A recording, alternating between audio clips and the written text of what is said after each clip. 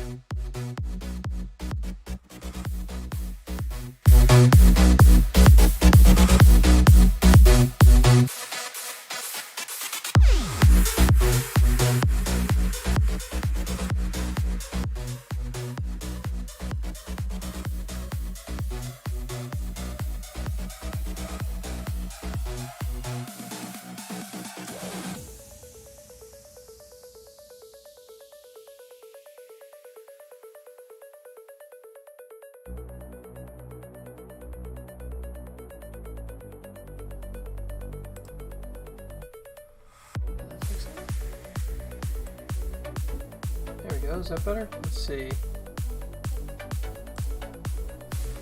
Can you hear me now? Maybe?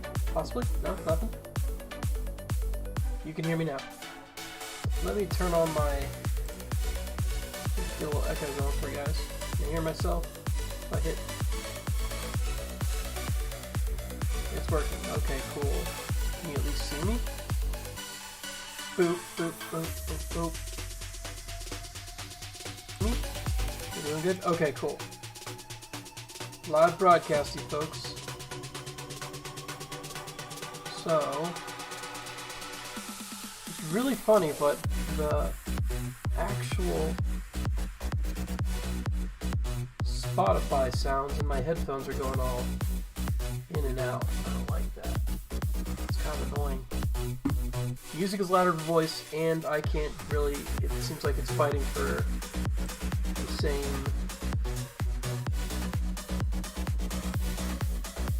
Can I do anything different? Fantastic. Let's see. Whoa.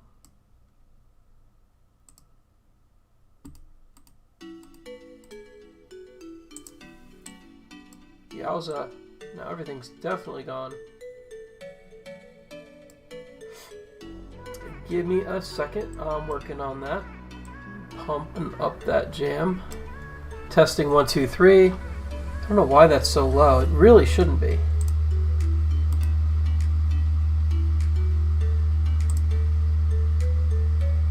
Testing, testing. Do, do, do.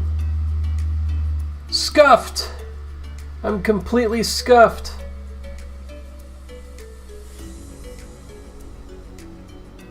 Let's see. A little gain on that. Can you, I mean, like. Mic is good now? Oh, okay, cool. Alright, so that. Whoa, I'm going in the red there. Let me see. I want to go down a little bit on that. That should be better. Should be better? Is that better? Hopefully, yeah. You guys happy? I can't hear the music. It keeps going in and out. That's the weird part. That's the part I don't like very much because I enjoy that music in the background. Let's see. What if I check what's going on there? Desktop volume, blah, blah, blah. Maybe. Yay. Thanks for dealing with me for this one moment. That's not working.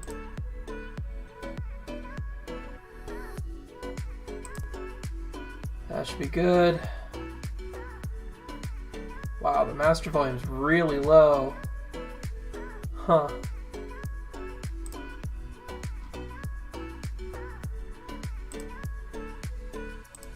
Does that help?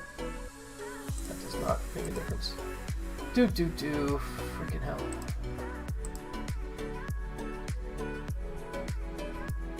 I think that should be on that. Is that? Are you guys still good? How are we doing? Hello from Oslo. Why can I not hear any of the music? Guys, it's so frustrating.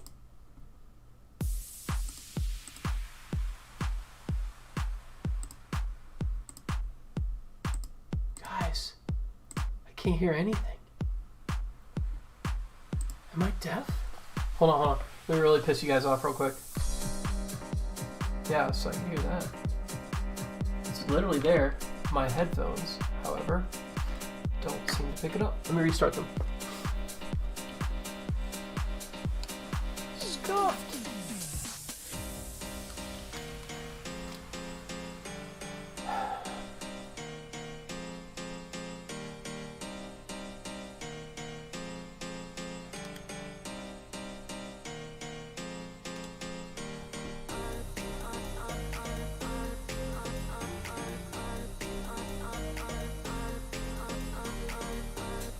Interesting.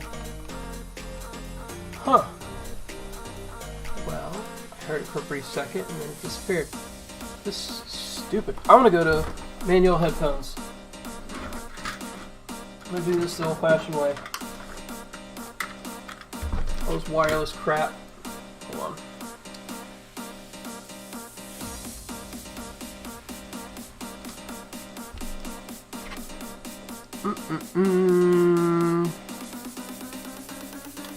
Fix it. At least you give people a chance to filter in. Ooh, these things are all gross. Oh well. For now, you'll see black little things here on my ear. That's the headphones. Boom! Yeah, that's much better. Oh snap.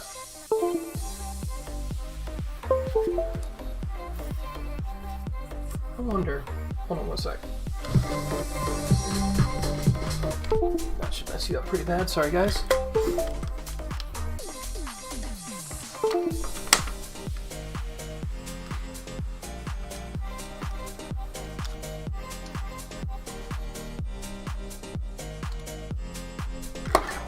try that. Much better for me. Cool. That fixed it. Okay. What's up? That's what you get when you get this like complicated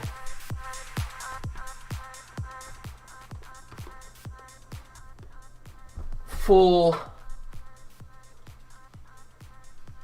Can you still hear the music at least? I turned it down to like 30%.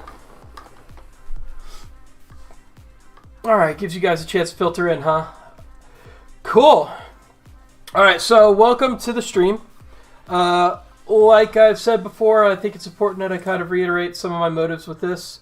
The stream itself is intended to be a source of legitimate information, at least an attempt, in the space. This space is full of a lot of bullshit artists. I don't know what else to call them. And there's a lot of people who I think they know stuff and they don't, and myself sometimes is in that category. So I'm going to come at this from a perspective of me being kind of the dumbest person in the room. Even though I have the background to understand this, it's often better to just, you know, really come at it with a sense of humility, and I'm trying to do that. Sometimes I succeed, sometimes I'll fail. I hope you guys really go on this journey with me where I'm trying to actually, you know, educate not just you, but myself in the process. But that said, this is the day where I get to flex a little. The Wednesday plan is to be about technical information regarding Avalanche.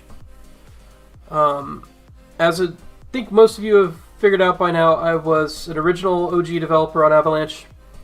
I got mine. No longer associated with Avalabs. You know, they are still all really good friends with mine. Moved to Fairfax, so I'm no longer in New York City. And I am independent at this point. But I did work on Avalanche from, it was just basically me and Steven Butoff. There was also Joe Frara and Philip Liu, Kevin Seknicki on the business side, and Goon was traveling at that time when I first came on board. But it's basically just us guys in that room, and started really just hacking at the client. Steven already had some work done, and we didn't have a platform. So I came in realizing that most of the consensus protocol was already pretty much written. At least the only person who could write it, improve it, would be Steven at that point. And there was a lot of work to be done in other avenues. So I jumped in, I started working on platform stuff. And that's kind of what I worked on most of my time at Avalanche, was either jumping on the platform, then filling in with Avalanche.js, where I wrote the library which allows you to actually write transactions in Avalanche.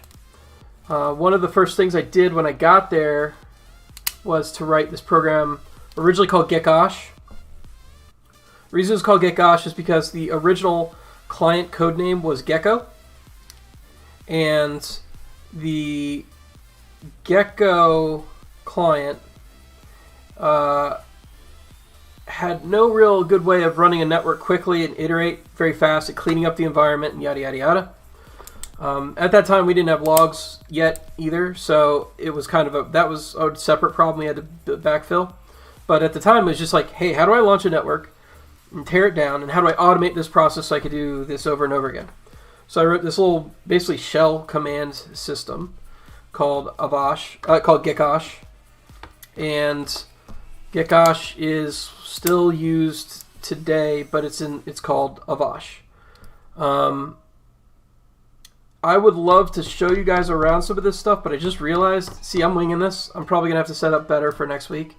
I'm not on my development machine, and this is a Windows machine because that's what I do all my streaming on, which, you know. So I'll have to probably pipe into another machine if I'm going to actually do any sort of like shell commands, scripting, coding, and that kind of stuff. So today is primarily going to be informational, which is probably better. I'm a little rusty on the other stuff anyway. So I'm coming at this with just the idea that there's a lot of people out there who don't know even the basic fundamentals of the platform, where to find the information they need, how things are built, why they were built that way. And so this is going to be, I'm not going to call it 101 because you have to have some sort of background or understanding of Avalanche already to be interested in this stuff at this point. But it's definitely kind of like a 201 course, you know what I mean? So it's not even intended to be a course, it's really just guiding. And I love the fact that there's a chat here, so I can get interesting questions from like Singren, who asked why it's called Gecko. And the answer is, I asked that question, I still have no idea. They just named it that. It's like pulled out of a hat. That's why they called it Gecko. I think there was some other thing that was also lizard-based and they considered it, but like it was just to get things off the ground. Literally, that was it. It was like, we don't have time to screw around with naming stuff. So, you know, Steven picked Gecko. That's what it was. It was literally just called Gecko. And obviously that was an operational name. It wasn't something that was going to take us all the way. So, yeah, we switched to Avalanche Go prior to release. And that was definitely better for marketing. So, yeah, the original client was called Gecko. So the tool that I built to support Gecko is called Geckosh, Gecko Shell. So now the new system is Avalanche, which is Avalanche Shell. And so, you know, these are all little tools we built along the way to just help ourselves develop. But I think there's a lot of these tools, and I think it's important that most people kind of get an idea of what the environment looks like, what these do, and where they're going. And I figure I'll just start by, I guess, this is something I'm literally coming up with just right now. So I'm going to start, so first off, I've got to share my screen. I'm going to go to github.com/avalabs. And, oops,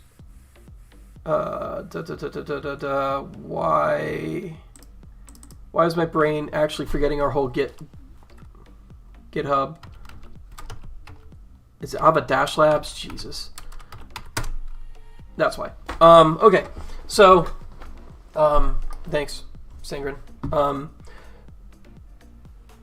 What's up with the Snow Consensus Protocol? So, oh, is that Jay? Hey, Jay. There's a white paper. Which Jay, though? It's Jay Kirk? Like, who is this? Is this JK? Is there a white paper out for Snow Consensus? Because last I heard, Steven was working on that. Oh, Jake Holly, what's up, dude? So this is an old friend of mine from back home, so glad you can make it, man. So Snow Consensus is oh, I see. I was thinking Snowman Consensus. No. So Snow Consensus, what's up with that? I'll go over that. Yeah, why the hell not? Let's just start with that. That's actually a good point. I should just start with that. Let's see. Is that actually in here? So there's a Avalanche Consensus part. Whoa. Did literally nothing, and it suddenly is blurry.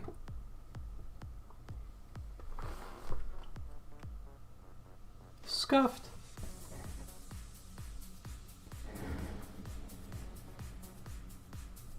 What?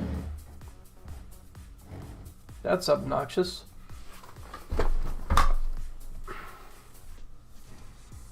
I did nothing. I don't even know what happened there. Okay, so Snow Consensus is actually a pretty simple concept.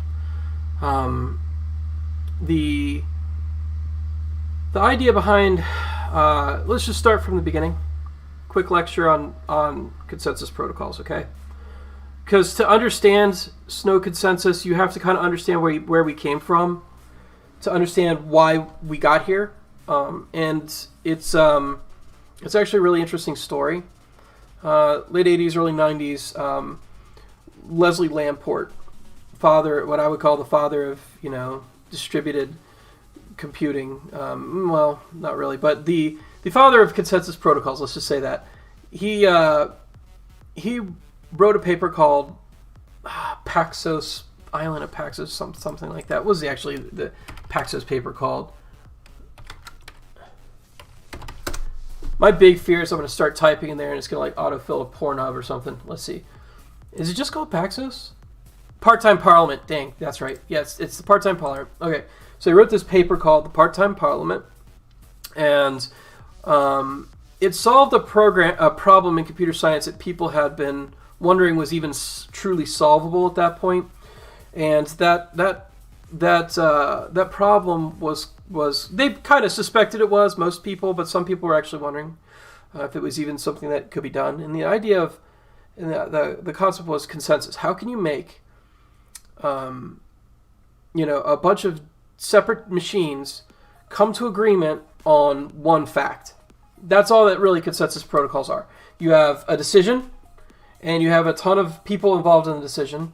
How do you make sure that at the end of whatever process you do, you put a little process in there, so a decision goes in, consensus comes out. Every single machine has to decide that the same thing on that fact. How do you know that they're all going to have the same decision, right? How do you know they're all going to be correct? And to what limits can you guarantee that?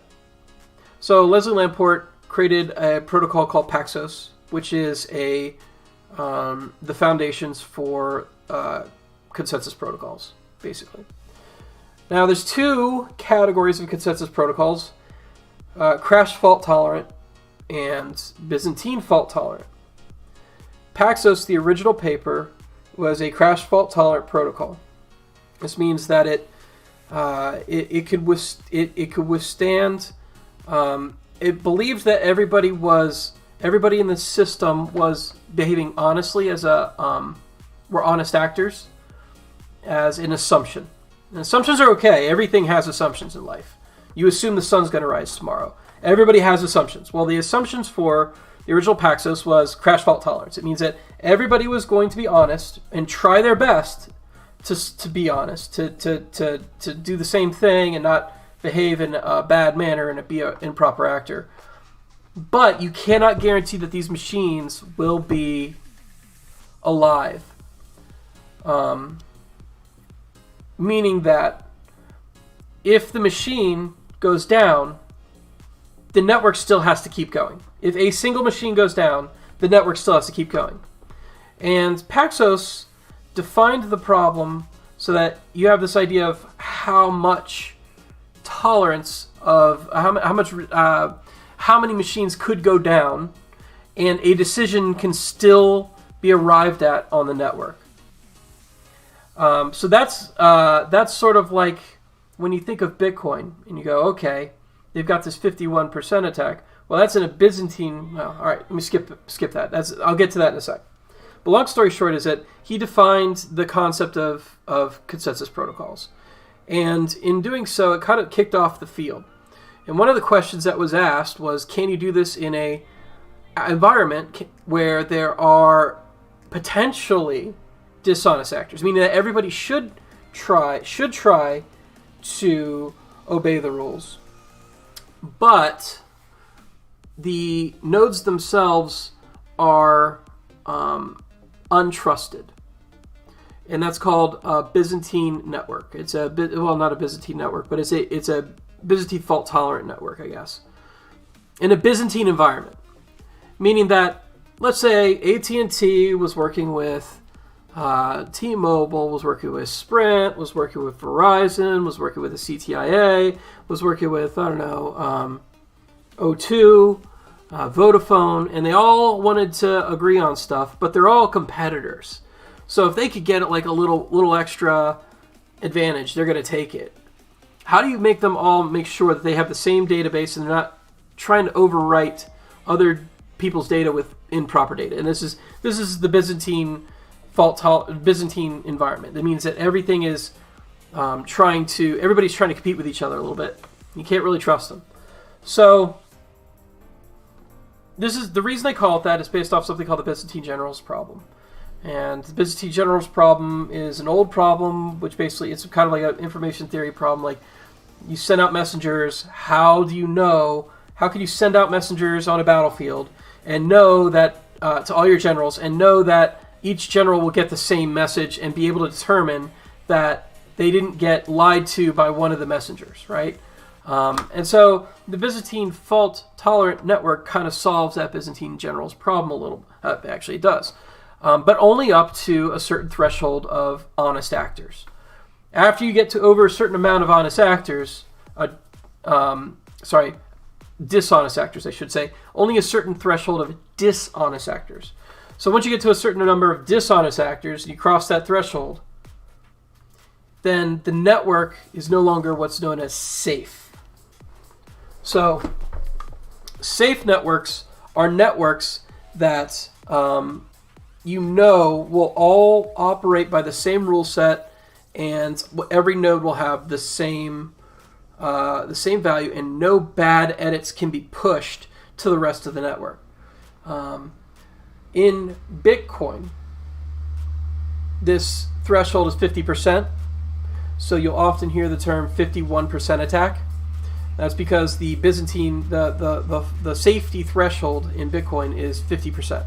And if you go over 50% hash power, then you can write anything you want to the network. You basically took it over.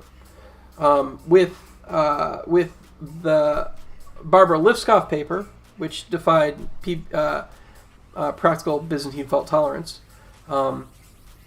you can only go to 33%. And these are known thresholds. You can only go to 33% with asynchronous networks. So an asynchronous network is a network where the transactions can be sent and received on demand at any time to any node. A fully asynchronous network waits between zero and forever to come to a decision. A partially asynchronous network will have like 0 and some timeout. So you'll be like, hey, I got this transaction. In an asynchronous network, you'd be like, hey, does everybody else agree? And if you don't get enough people responding back, you just hang on to that transaction until somebody responds back and they go, oh yeah, it's good. In a partially asynchronous network, it'll time out, the whole network will time out, and then that transaction will be discarded or marked as invalid. In a synchronous network, though, Bitcoin, by the way, anything Nakamoto is a synchronous network. You do things on a clock. All decisions are made in lockstep, and everybody agrees at the same time. Boom, boom, boom.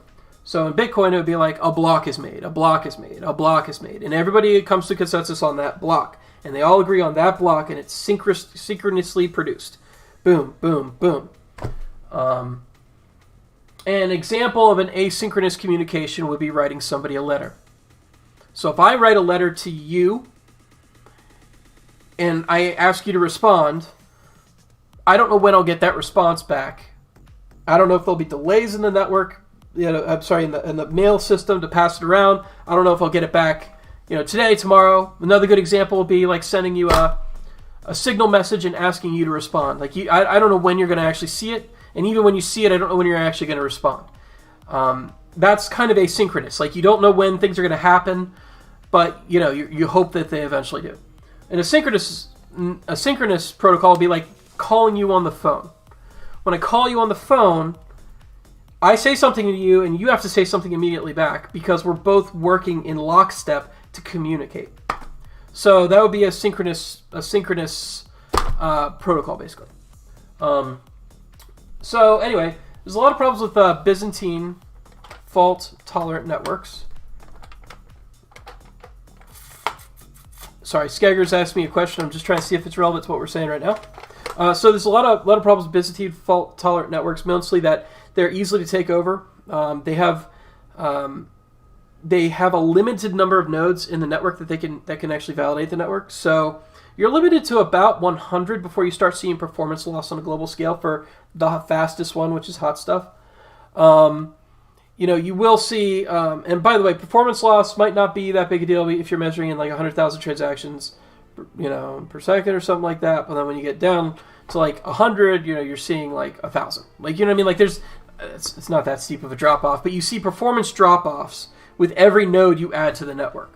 Okay, and you know there's a certain number of nodes you can add to the network, so it has to be like a balanced number of nodes. Let's see. There's a lot of issues surrounding the safety of the protocol. So safety and liveness are two concepts most people don't kind of think about very often. But safety means what threshold we have of bad actors to do bad stuff on the network. Okay? So the bad actors, so like for instance, in Bitcoin is 50%. We could tolerate all the way up to 50% bad actors, but as soon as you go right 50% plus 1 hash power, you know, you are able to conduct a 51% attack on the network, right? In classical protocols, for an asynchronous network, it'll be 33% is the maximum you can have. There's an information theory problem solution. I've not seen it. This is just what I've been taught. That says that you cannot go past 33% safety threshold on a classical protocol, which in a global sense, that's not good. Like in a global world, in a global currency, you're trying to create a global network, that's terrible. It's also terrible the number of nodes that are available in the network. You can't build a global consensus protocol with a cabal of people running it. There will be people who disagree with you on that and say that there's DPoS, which is a way of getting around that. Maybe I'll talk about that later when I get into civil protection. But the long story short of it is that the number of bad actors you have in the network also is related to the number of actors that are actually in the network. And those actors, which we call validators, or just nodes in some papers, are basically if you have a low number of nodes, if you only have 100 people in the network, it only takes 33 of them to behave dishonestly to their own benefit. That's a much lower number than, say, having hash power equivalent to 4 nuclear power plants, and you have to have over 2 nuclear power plants worth of energy in order to do bad stuff on the network. So that's the Bitcoin stuff, and so let me get into that real quick. Classical protocols we knew right away would not handle a global currency. They wouldn't handle a global database, which is basically what a blockchain is. It's basically what a currency is a little number in a database. So, but at least we solved the fact that we knew for certain that we could do consensus in a Byzantine environment, even if it's only up to 33%. It's fine, right? We know it. That's fantastic. Light bulb, things can work that way. But we didn't have the solution to building something that was more than that. One thing I do want to point out, synchronous protocols in classical can get up to 50%. But synchronous protocols are inherently slower and less on demand and typically requires some sort of synchronization method, which could get out of lockstep, which I could call delays. We've seen this with Bitcoin, where some blocks take longer than others to produce, and some shorter, and you're just like, whoa, that was a quick block. Anyway, but Satoshi Nakamoto decided to write a paper which used a synchronous protocol, and that synchronous protocol, because it is synchronous, it can operate in a Byzantine fault environment. Because it is synchronous, even though it's in a Byzantine fault environment, it can still get up to 50%. But the drop-off, the side effect is that you're limiting the number of transactions you can have. It's inherently limited. Because you are using this thing called difficulty for hashing. So I'm a little afraid of getting into the Nakamoto stuff right now, because I do feel like people who've gotten to this point kind of know what that is. And I don't want to bog down the stream with that. But long story short is that there's a block time. You have to dump a bunch of network power into the network. That power enables you to discover a number, a nonce, it's called a nonce, which matches a hash of all the transactions that are to come and a hash of the previous block. And then that enables you to build a blocks of transactions on top of each other, yada, yada, yada. And of course, the block sizes are limited in the amount of size they can actually put in them. You can increase that and decrease that all you want, but there's hard limits on that too. You know, validating a 10 gigabyte block, good luck getting the entire network to do that efficiently. You know, it's just like some things are just not reasonable. It really limits the speed that you're going at, and it definitely puts a strain on the number of nodes that could be in the network if you increase the block size, that kind of thing. So there's a lot of reasons why, you know, it works better. It's because it's synchronous. It makes it easier to validate things in chunks. It also has this proof of work concept. So let me get into that real quick. Something that people don't understand is that proof of work is not a consensus protocol. I hear this a lot. You know, the proof of work consensus protocol is something I hear a lot. Proof of work is not a consensus protocol. I had to get this drilled out of my head early at Avalabs because honestly I'd heard so much misinformation myself I kept making the same mistake. Proof of work is not a consensus protocol. Proof of work is what's known as a Sybil control mechanism. I don't even know if that's the right term. It's just called Sybil. It's a Sybil mechanism, whatever. What proof of work does is it forces people to dump energy into the network, putting a cost on being a node in the network. And that cost prevents them from flooding the network with fake users, fake accounts, that kind of thing. And it actually, what it does is it basically is an identity system of sorts. It prevents people from doing more than they should be able to do. So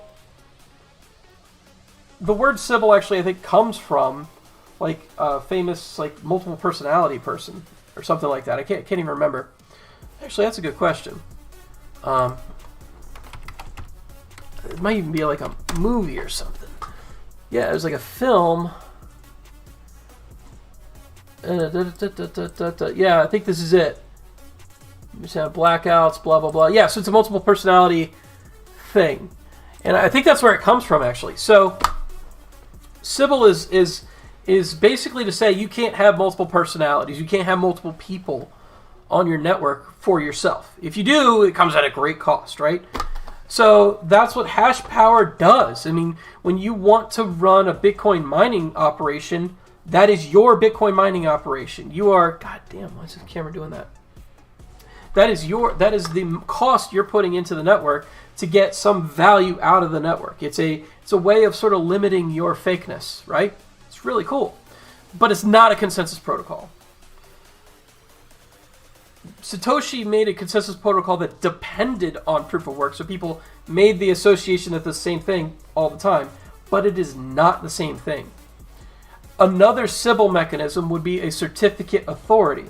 So let's just say that the United States said that they're going to let people validate the United States chain, but only authorized people could do so, and those people must have $10 million in US dollars in their bank or whatever, or, you know, whatever, but you only get one certificate and yada, yada, yada.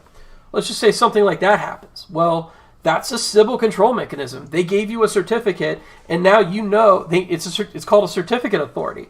And if you look at things like the Click network on Ethereum, that is a certificate authority network. They have to vote to let people in, and then they issue them a certificate, and then you're a member of the network and you can validate transactions. Also a Sybil control mechanism. So, like, you don't have to have proof of work to build a blockchain data structure. But Satoshi, for a global scale operation to work, needed proof of work. So people associate those two things together. But really the whole consensus protocol is called the Satoshi Nakamoto model, Nakamoto consensus, or Bitcoin consensus, I guess. But I prefer Nakamoto consensus because it's used in a lot of places other than Bitcoin. In voting, how do they keep that power decentralized? So Jay Colley asked a really great... Sorry, Jay, I just dropped your name. Sorry. Anyway, there's 1,000 of them on the planet. Anyway, Jay just asked a really good question. And the question is, if they're voting, how do they keep that power decentralized? And they don't.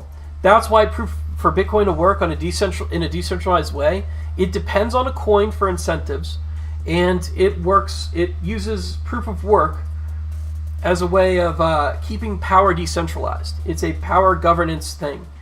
So it's a great observation. Absolutely correct. Let me see. Some different issues of 51% attacks. Seeing the history of the code really lays out reasoning. First, we come up with a network, no bad actors, but the network can handle some of the nodes. Yep, sounds good. So, basically, Satoshi Nakamoto was the first to sort of invent a global strategy for coming to consensus. But Bitcoin's slow as frick. It's hecka slow, man. It's really slow. Like, Bitcoin runs at 7 transactions per second. It takes 10 minutes on average for transactions to be confirmed on the network. Sorry, not confirmed. Put into a block on the network, and then it takes six blocks built on top of that to add weight to that block to actually make it be heavy enough. This is another reason why it's also called heaviest chain consensus, to actually feel as though it's confirmed. So that's 10 minutes times 6. It's 60 minutes to confirmation for Bitcoin. That's not what we're looking for. At 7 transactions per second, it's just not going to cut it as a global currency. I guess for loose enough definitions of the word currency, yeah, but it's not going to be money. Neither is Ethereum. Ethereum does 14 transactions per second. It takes about 6.5 minutes to do a confirmation. That's not money. Money doesn't work that way. Money is A to B, done, right? So this whole concept of confirmations to add heavier weights to the chain, that's kind of slowing things down. It's the fact that it's synchronous makes it slower innately and prevents it from having finality. Well, you don't have to validate the entire chain of transactions, actually. You only have to validate the last 6 blocks, 10 if you're going to be really super careful about it. Because at a certain point it becomes ludicrous to keep validating all the way down.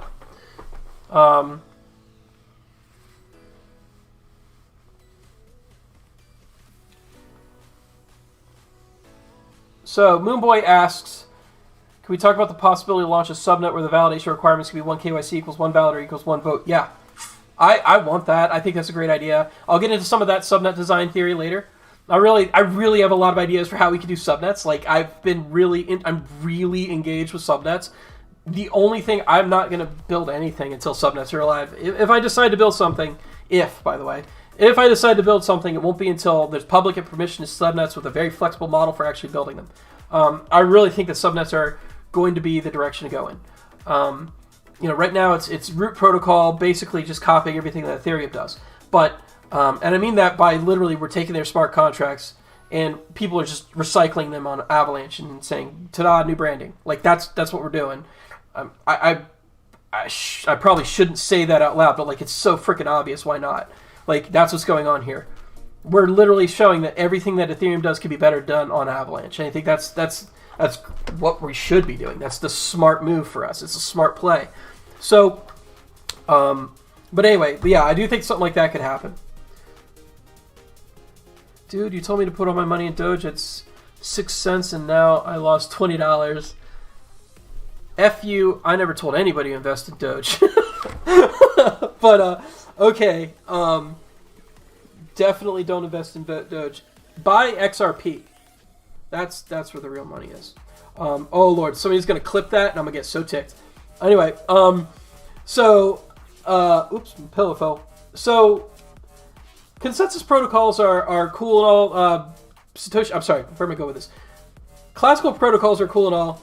Satoshi Nakamoto came around and created a whole new class of protocols. It's completely different than everything we've seen before. Like the voting protocols that were classical, they operated with 100% probability that the networks will 100% always be the same afterwards, so long as the assumptions hold true. So long as the assumptions hold true, that whatever those assumptions for that network is. So, for instance, hot stuff is safe to 33%, so it's a 33% protocol. But Ben Or is safe to 20%, so it's a 20% safety protocol, right? So as long as those assumptions are true, then the network is safe. But it does this with 100% probability for every transaction. So with 100% certainty, but it comes with some significant drawbacks. You're limited in the number of nodes. you're limited by your Sybil control mechanism. You can only pretty much use certificate authorities to any real degree. Everything that's DPoS is basically just a glorified certificate authority with a voting protocol. So, literally, not going to work for a global consensus protocol. Satoshi Nakamoto comes in, he's like, yo, I was smoking some stuff and I had this idea. Here's my paper. And people are like, holy crap, this might work. He built the client, showed it operating, and things just started going from there. And then once we realized now, so first we realized that consensus protocols were possible, and people were like, oh my god, consensus protocols are possible? Amazeballs. We'll start building those. Once they realized that consensus protocols were possible, people were like, can we do this in a Byzantine environment? Liskov writes about the Byzantine environment problem, solves that. Oh my god, we can do this in a Byzantine environment. Okay, cool, but still drawbacks. We can't use this in the way that we want. Alright, well, suddenly Satoshi Nakamoto comes around and says, we can use this in the way that you want in a Byzantine environment where this global consensus, reached. And people are like, what? Yeah. The trade-off in Satoshi, though, is that he decided to make his protocol probabilistic. You don't know that a transaction is actually accepted on a network ever. Like, technically ever. You are letting the laws of probability dictate that it's unlikely somebody can reverse that transaction. So whereas classical protocols are like probability equals 1, 100% of the time, Satoshi Nakamoto's model is probability equals 1 minus epsilon, some really unlikely tiny chance that they could ever roll back that block. And the more blocks that you add to the network, the less likely it is that somebody could ever reverse that transaction. So it's probably 1 minus epsilon protocol. So by taking that little bit of probability and injecting it into the equation, you are able to reach global consensus in a Byzantine environment. So, actually, Junkrat Moses, I asked myself that question the other day for Tyler, and Tyler said they can't talk about it yet. So I don't know what's going on there. I think it's an R&D project still, and they don't like to commit to R&D projects publicly because that's, I don't know what they're going to do with regard to that. To me, the EVM is a problem still. I mean, it's great for us right now, but I'm worried about the future on that one. So anyway, and that's not just for me; it's for everybody that's using the EVM. Binance Chain, literally everybody's using the EVM. It's become the de facto standard. Unless we find another de facto standard and get everybody to migrate off of it, I'm genuinely concerned. So the only thing I think is that EVM Plus is some migration scheme to get the tooling to work, but also put us on a more sane system. Because the EVM as it's currently designed is not going to scale. I'm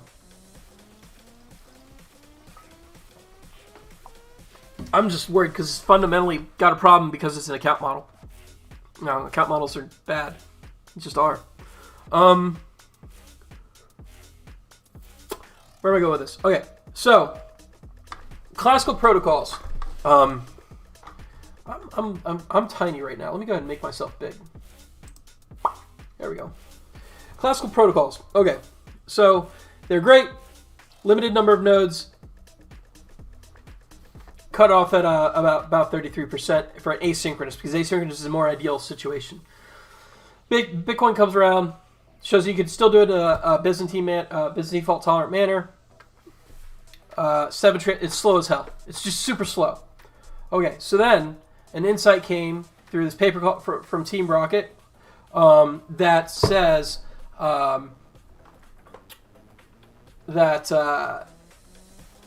you can also get a performance boost in a Byzantine environment using proof of stake as a Sybil control mechanism if you make a probabilistic approach to classical protocols. In fact, there is a scenario where you can literally make Avalanche a classical protocol.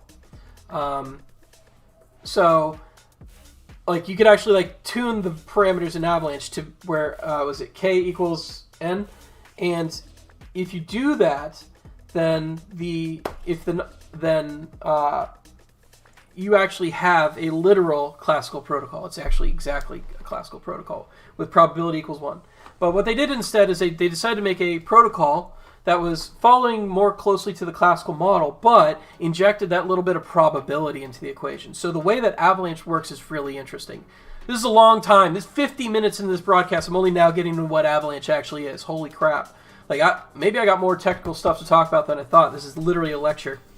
How you guys liking it, though? I hope it's going well.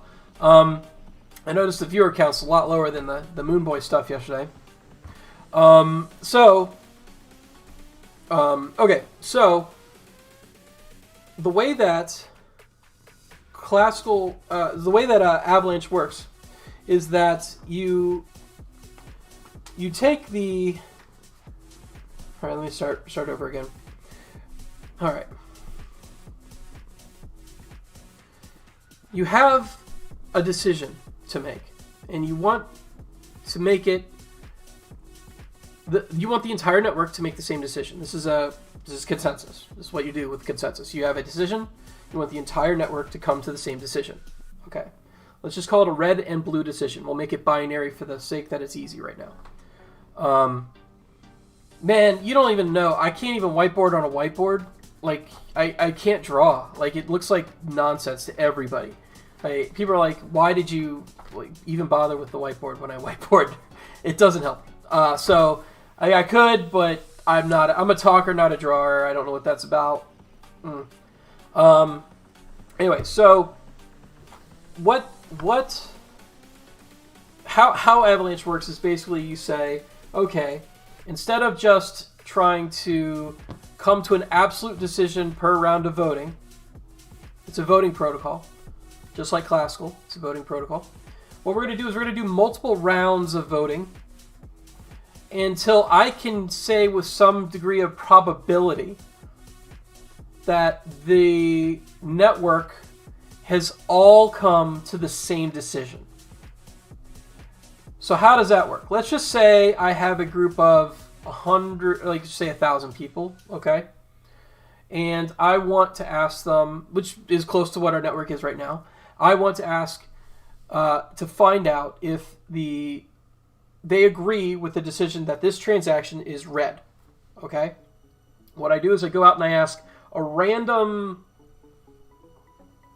15 people, 25 people, and I say, hey, 25 people. Actually, I don't remember what the actual configured numbers are on our network. I think it might be closer to 25. Hey, 25 people, is this transaction red or blue? It's 20. Thank you. I was split the difference then. Thank you. So, is this transaction red or blue? And they come back and they give me an answer, and I update my decision based off their answer. And I say, okay, based off the first round, this is probably actually blue. Then I go out and I ask the same question again to 20 random people, weighted by stake, and I get an answer back. Okay, wow. So they told me that the answer is red this time. So now I got a split decision. I had what I originally thought, I had what the other people thought, the last round thought, and this next round is red. So I repeat the process. I do this for a fixed number of rounds, and then I keep going until I can actually reduce the probability that it is the right answer. So I go next round again, I get red again. Oh wow, I just got red again. Okay, well it's looking more like red. So I go out and I ask another time, is this red? Go out, get an answer again, it's red. Okay, wow, that's cool. So I'm literally only asking a limited number of people each round for a limited number of results, and I'm getting a updated response. And I'm saying, hey, look, this is my third time asking, and I think this is red. Do you guys think this is red? Eventually, when I get enough reds in a row, I can say, this is probably red, right? This is probably most likely red. And the idea is to say, okay, the probability of red is, let's just say probability is 1 minus epsilon. We want to get that epsilon lower and lower and lower. So it starts out like this, huge epsilon, 1 minus huge epsilon, right? And you just want to reduce that epsilon with each voting round until epsilon is smaller than the chance of having a hash collision in SHA-256. If you do that, we've already determined, because of Satoshi Nakamoto's work, that the world finds that to be an acceptable level of fault tolerance. What's even more interesting is that it's a more acceptable level of fault tolerance than on a Byzantine fault network that doesn't run this, because the likelihood of simultaneous machine failure is higher than the chance of a SAW-256 collision. So if we drop that epsilon down low enough, we're actually better than a classical P=1 protocol in a practical sense. So that's what Avalanche is. Not only that, but like if all the machines go down, or fail, so it's really cool. So that's all it is. It's literally just going out and saying, hey, poll, and like give me the responses. Oh, okay, well, let me reduce that error down, and then it's like, ta-da, the whole network, if they're doing this, will come to the same decision. So the edge cases, of course, are what if somebody flip-flops and that kind of thing. You can see that. You can tell the flip-flops. In fact, you would require over a certain number of flip-floppers, people who just randomly change their answer. That's Byzantine behavior. That's literally being a liar. We've actually figured out exactly how to tune the protocol to any number of tolerance of liars, right? Up to, let's say, 80%. Technically, you can even get to 90%, but that's irrelevant. You want to go to, I don't even know what negative gamma is, man. Like, I don't know, what is that? What is negative gamma? All right, actually, I'm curious. I'm here to learn, so let's see.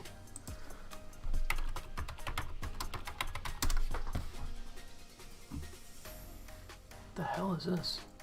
Yeah, that's not me. I don't know.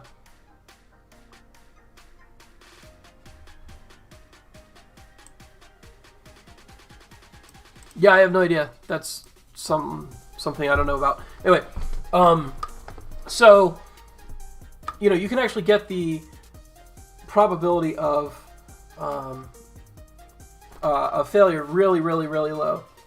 Oh, negative gamma is great. Yeah, see, this is the problem I'm running into already. I'm not a moon boy. Like, I never was. Like, I came at this for different reasons. And the things that excite me don't seem to excite, day traders. I like making fun of Craig Wright because it's clear as day he's not Satoshi Nakamoto. Like, you'd have to be an idiot to think he's Satoshi Nakamoto. In fact, the court's ruled that he's not, and he's a liar. And he still tries. It's easy for me to make fun of him because I'm not an idiot. If you would have to be a total moron to think that Craig Wright is Satoshi Nakamoto. And I mean that. If anybody here is a BSV, follower and thinks that Craig Wright is the next, Satoshi or the next Jesus for crypto, or whatever, dude. No, he's not. I mean, sure that the coin is there and they're using it for marketing, but Craig Wright is not Satoshi Nakamoto. Anyway,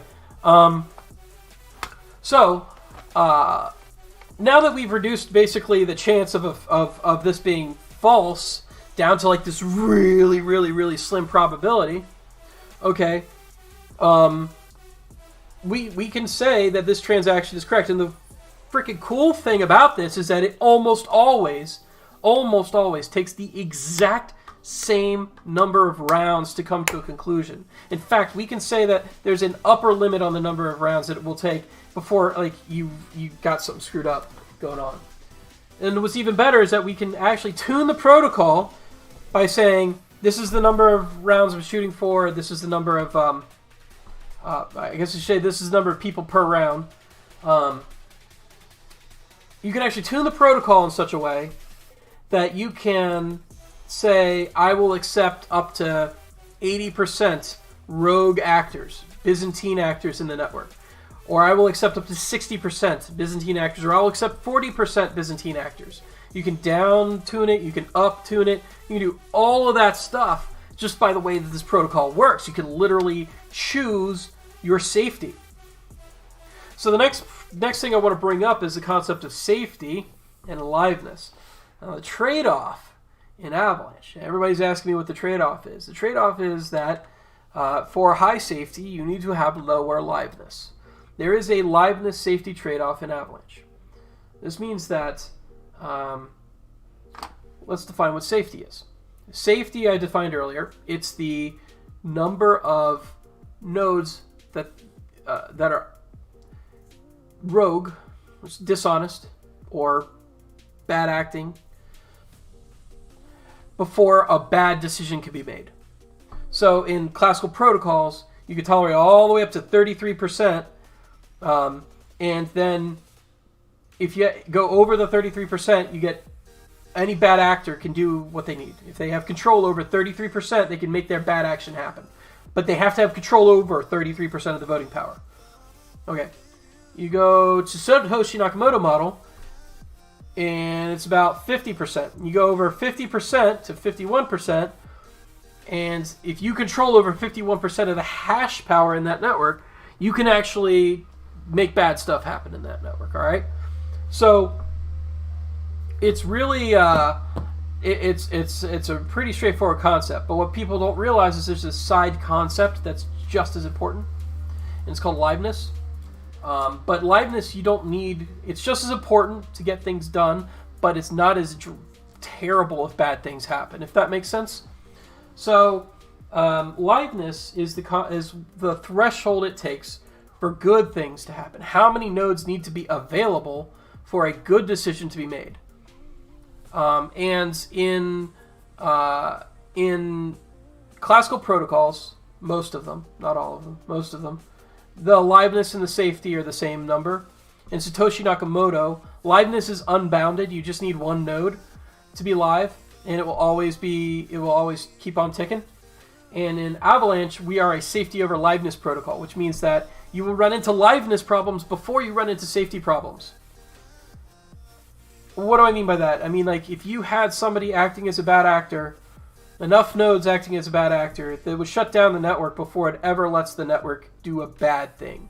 You will never get a double spend.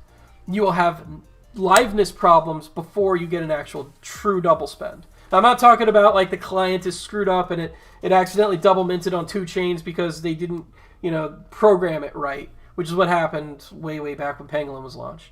I'm not talking about something like that. That's just a client bug. Like, that's different than the consensus protocol failing. The consensus protocol will not let that happen. That will and cannot happen. So the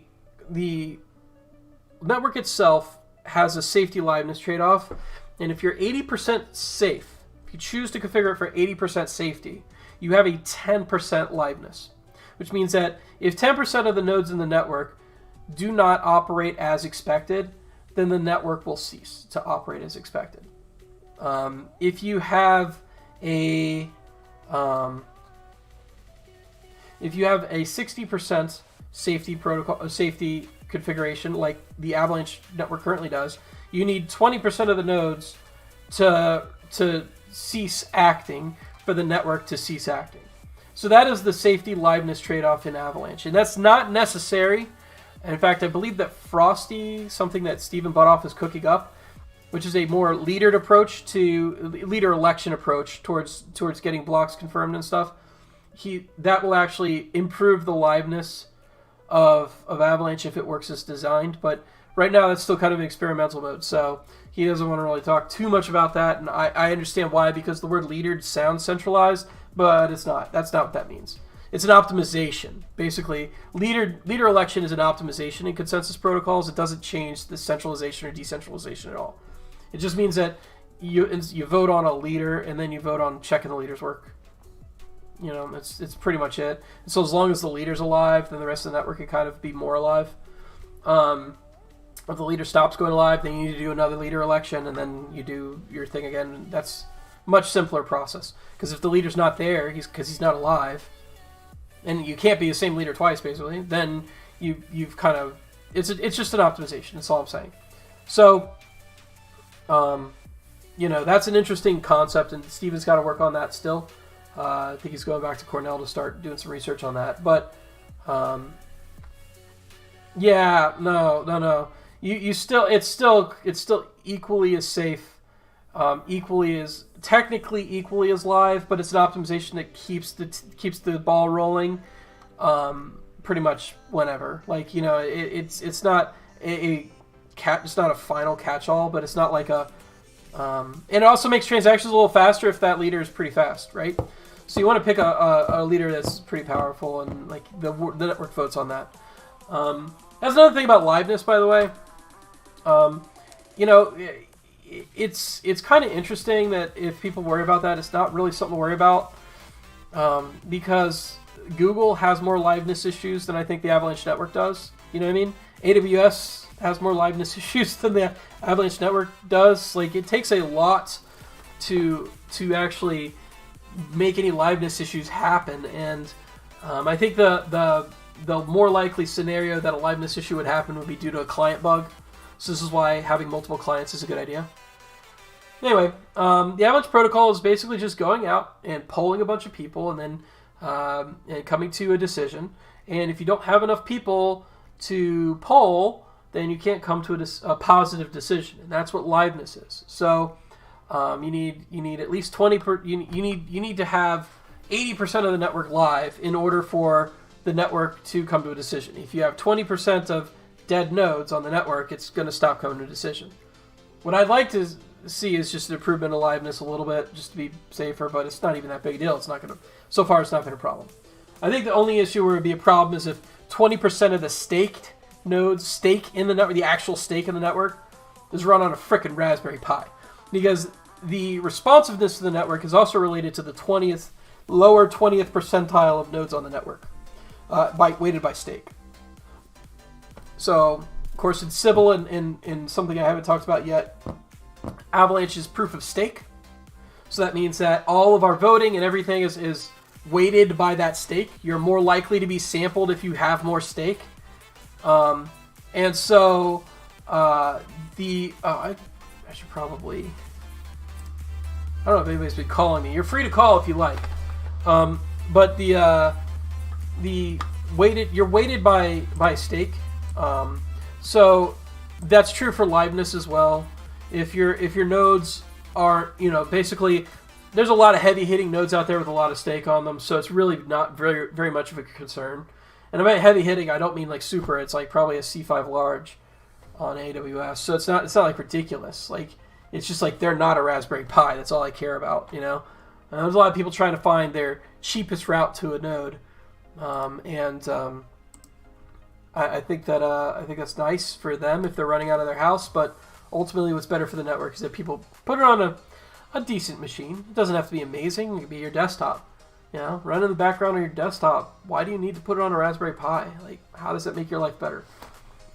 So, yeah, well, I was originally against it. And then I realized that what's more important is traction, and people loved it. I'll be straight with you. Like, there's a reason why the memes are going on behind my head.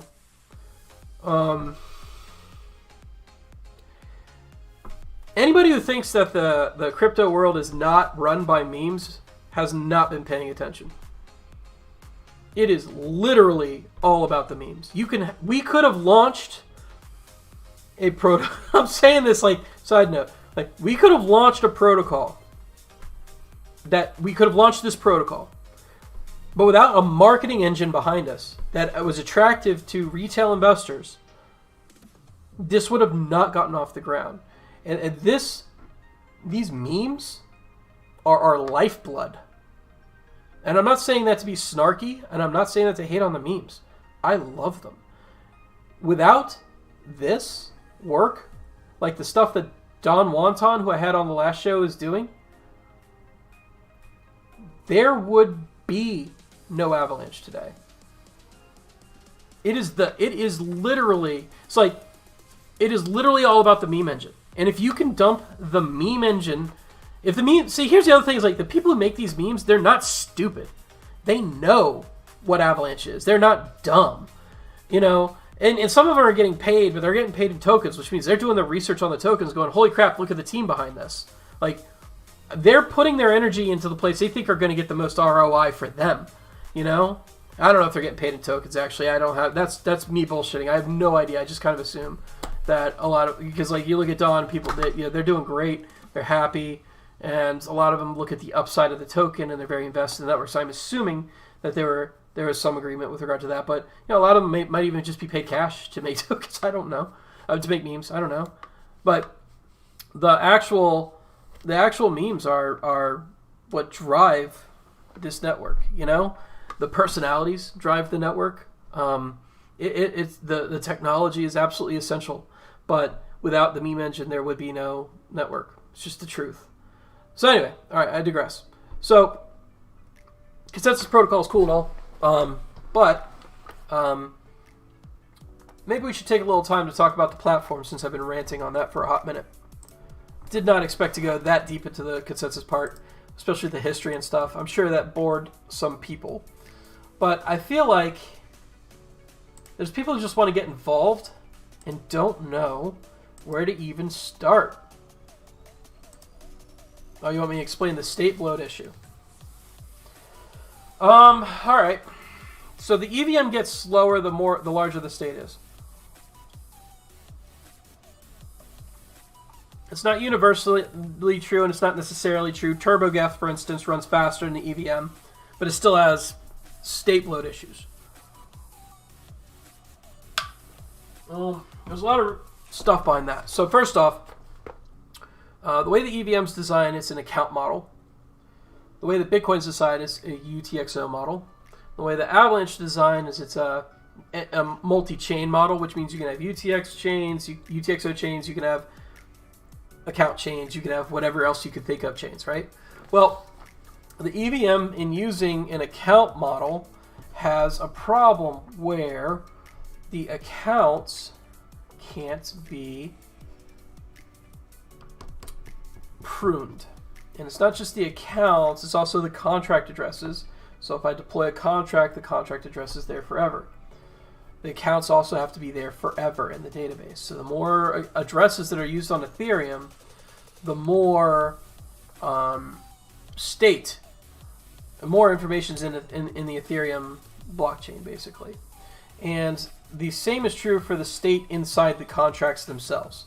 So zipping up the actual accounts themselves are relatively reasonably small part of the actual chain. But there's also the state inside those contracts. Which a lot of them, for instance, in the case of NFTs, they're just random freaking bytes, you know?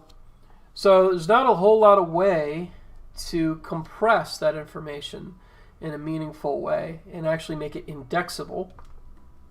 So the current state of Ethereum will constantly and forever grow. There's no prunability. There's no contract rent. So if a contract is posted, it's there forever. If somebody posts information in that contract, it's there forever unless the contract deletes it and frees memory. So, and even then, because it's Nakamoto, if you want to validate all the way up the chain on an archival node, you have to have the information about every transaction and every blah, blah, blah, blah, blah. That's not a big deal. We kind of expect that with the Bitcoin, you know, the Nakamoto, the heaviest chain model. But it does mean that, you know, the Ethereum blockchain has a lot of problems with speed over time, and it's not been too much of 15 transactions per second. We are running at 200 transactions per second. We're already seeing node synchronization issues. It takes too long for the nodes to synchronize. It also means that it's getting harder. It's going to get harder faster for our EVM on the C chain to be indexed quickly like it is on the Ethereum chain, because we will, in a shorter amount of time, if we run at max capacity, which I don't think we are. I don't actually know, but yeah, if we run at max capacity, we are all the time. By the way, we are actually going to see that the state bloats really quickly, and that the ability to do things like index the chain and get query information off is going to be harder. There's also the problem of the database itself. It uses oh hell, what's that database called? Whatever.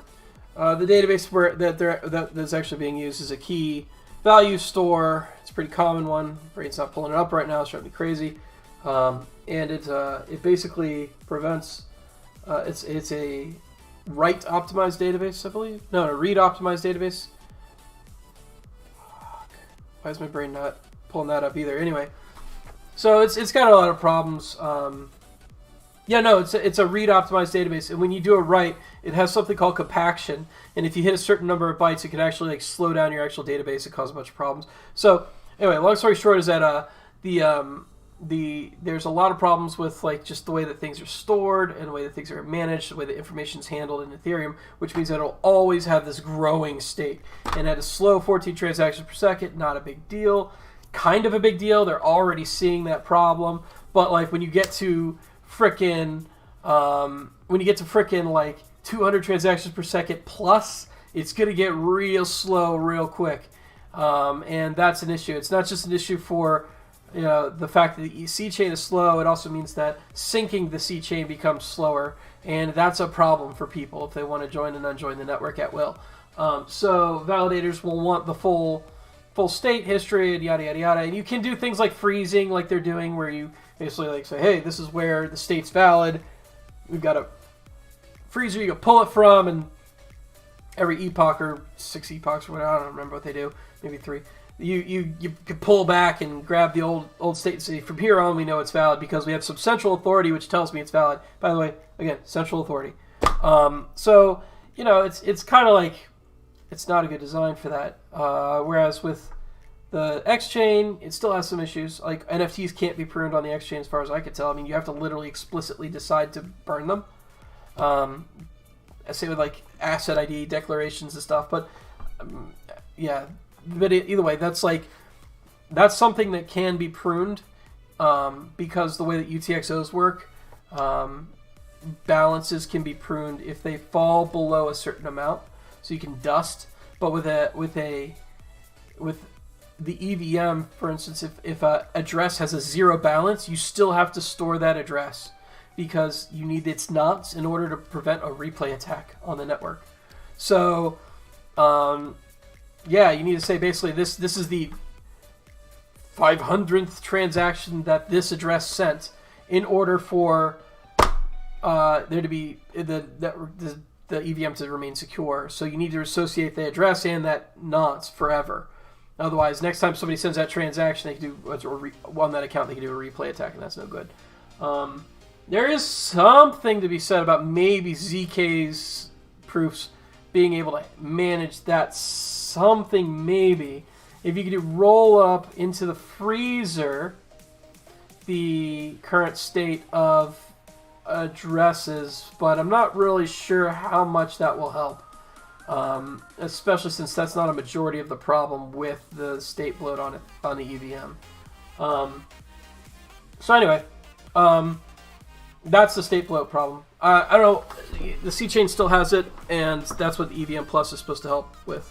So let's talk a little bit about the tools on Avalanche, because I did have a plan going into this, and I'm way over time on that. So I wanted to go through the GitHub a little bit and show you guys some stuff that I know about. There's obviously going to be new stuff, but yeah. So this is the Avalanche GitHub. It's at ava-labs, and it is the place to go if you are a developer and you want to start digging around some stuff. So let's just start with the Avalanche Go Client. So this is the actual client itself. Can I block that dude? Boom. Cool. So this is the actual client itself. It's actually, believe it or not, I don't think this is actually a very, it's a well-constructed piece of code. It's not a big piece of code, if that makes sense.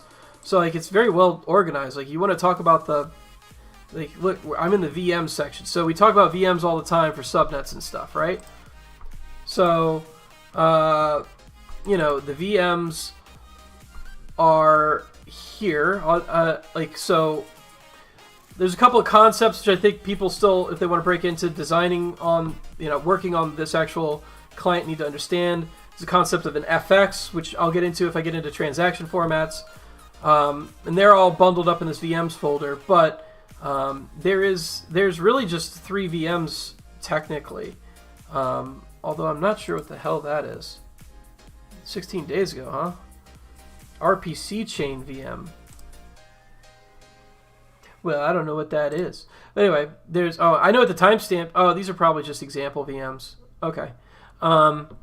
So there's really just the platform VM, which is what runs the P chain. There's the AVM, which is the Avalanche VM, which runs the X chain. And then there's the EVM. And the EVM runs the C chain. It's literally runs the C chain. It pulls in the C chain as literally all it does is just basically nothing. Like it's not even, you know, terribly. Actually, that's interesting. Oh, cool. I forgot about that. Yeah, so the actual EVM itself is bundled under something called CoreF, which is right here. And this whole thing is released under a LGPL license. So it follows with the licensing of the Ethereum virtual machine, and then it's just imported separately. So it's been pulled out and it's just pulled in. So the CoreF is actually the EVM. And anyway, Avalanche Go is a pretty straightforward piece of code, really. Like, here's the health metrics. Like, you know what I mean? Like, if you go under our RPCs, you will see all this stuff. Okay, how's the database handled? Like, it's right here, and the database folder is flat as possible, right? You know, there's, oh, you know, the node. This is how you kind of like start with how the node makes peer connections and how it runs. I'm sorry, it runs. It's like, yeah, this pulls in the configuration. This should be the, this is, I think this is the thing that does Flax. Is it Flax? Yeah, it might be. Oh, yeah, this is NIT networking. Yeah, okay. So it does do some of the flaggy stuff, but that's done somewhere else. But this is basically like how do you boot the node up and whatnot. So it's a pretty straightforward piece of code. RPC chain has evolved to stuff going from Avalanche Go to CoreF, I think. Oh, okay. Cool. So I wasn't involved in that part. Sorry. That's good to know. If you look at our API, all the API calls are here. This is where the RPC calls are done. So it's a really straightforward piece of code. Like, I mean, it's not... This is one of the easier libraries to read. You know what this stuff kind of does mostly. It's just... It's not hidden from you. It's right there. You want to talk about the IPCs? The IPC is what connects... It's an IPC. That's what it is. If you know what IPCs are... and it lets the node itself connect to any other operation so it can listen and hear transactions as they go through. Now, that brings me to the next thing, which is Ortelius. So I did the earliest design of Ortelius. I don't want to take credit for Ortelius at all because I dumped off that project about 2.5 weeks maybe into building it. I gave it to Tyler, who then I think gave it to Todd.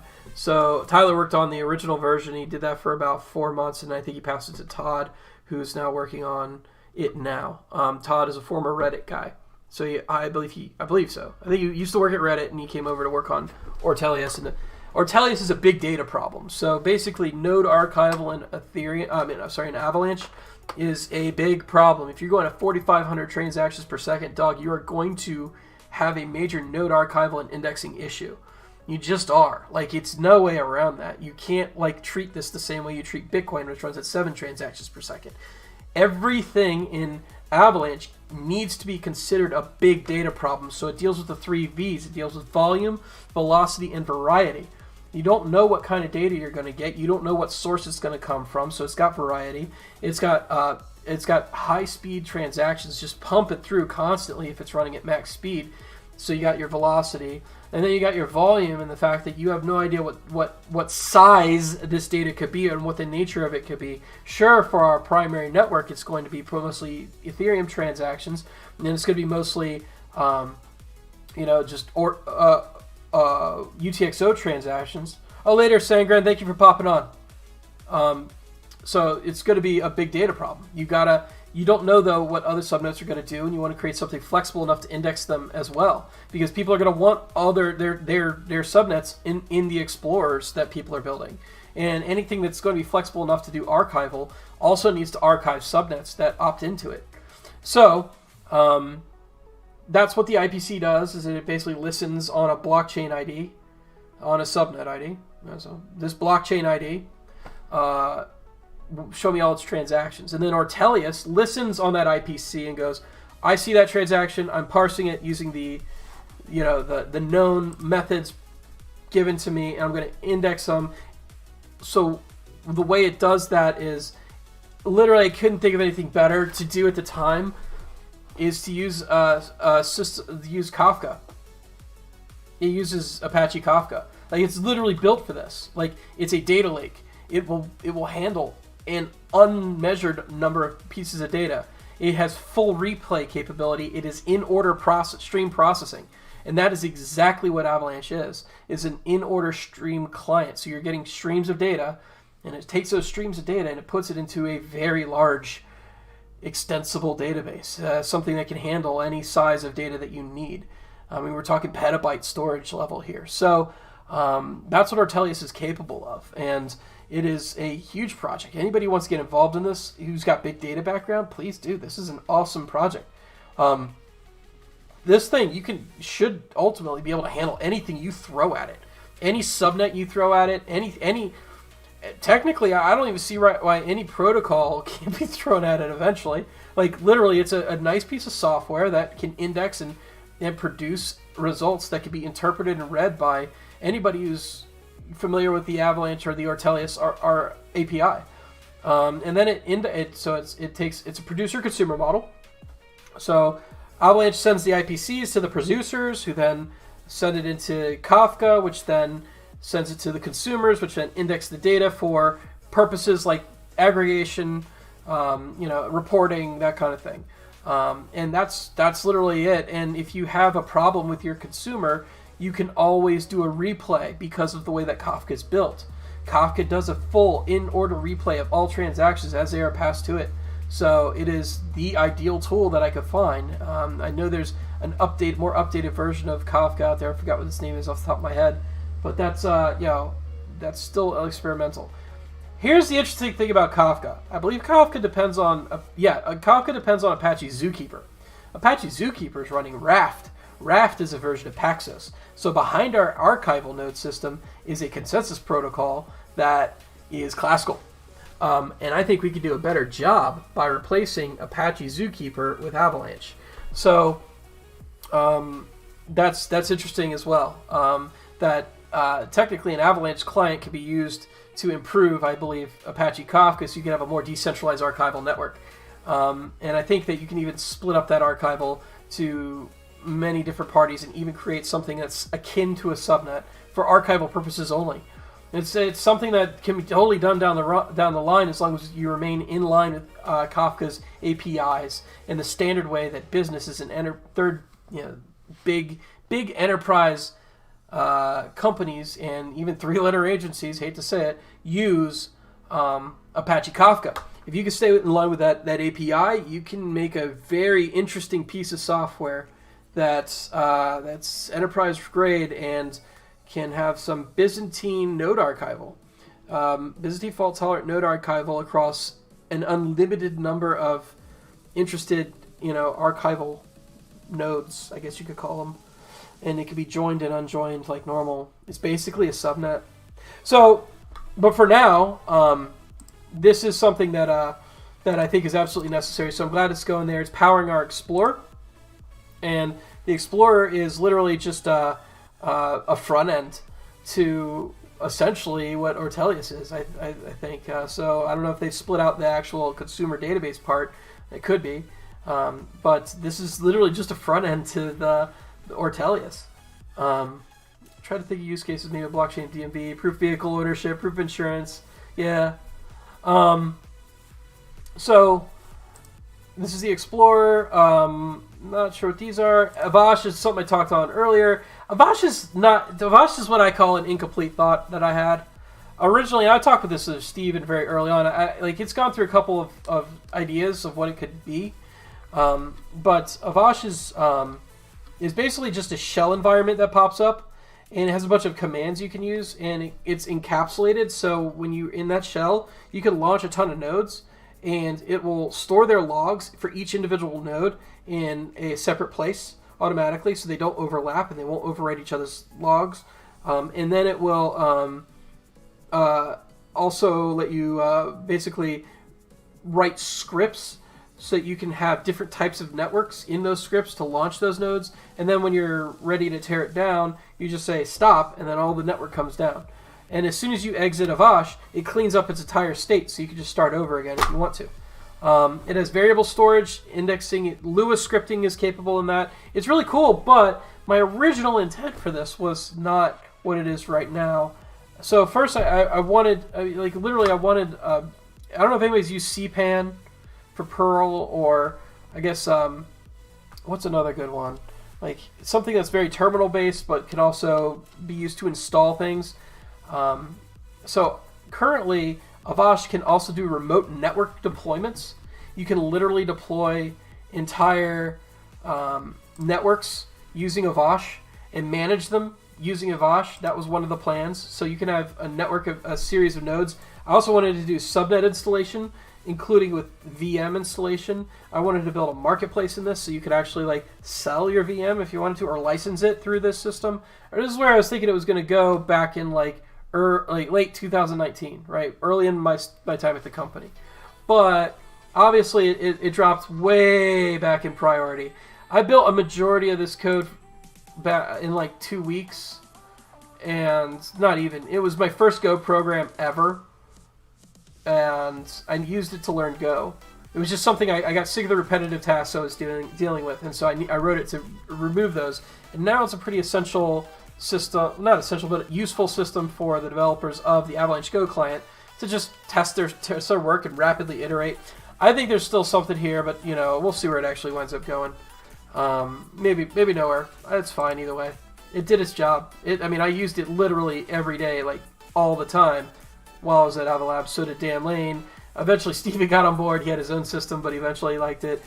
It helped onboard new employees. It was really great just for that. But I think like network deployments through Avalanche is actually still something we should consider. I'm not part of that conversation anymore. Core F is something I showed you earlier. It's the Ethereum wrapper. Here's the wallet. This code is written by Emre. It's an amazingly beautiful piece of code. It's very slick. It's very easy to manage. It's got good tests built in. It's great, and it's powered by Avalanche JS. And this is what I mostly wrote.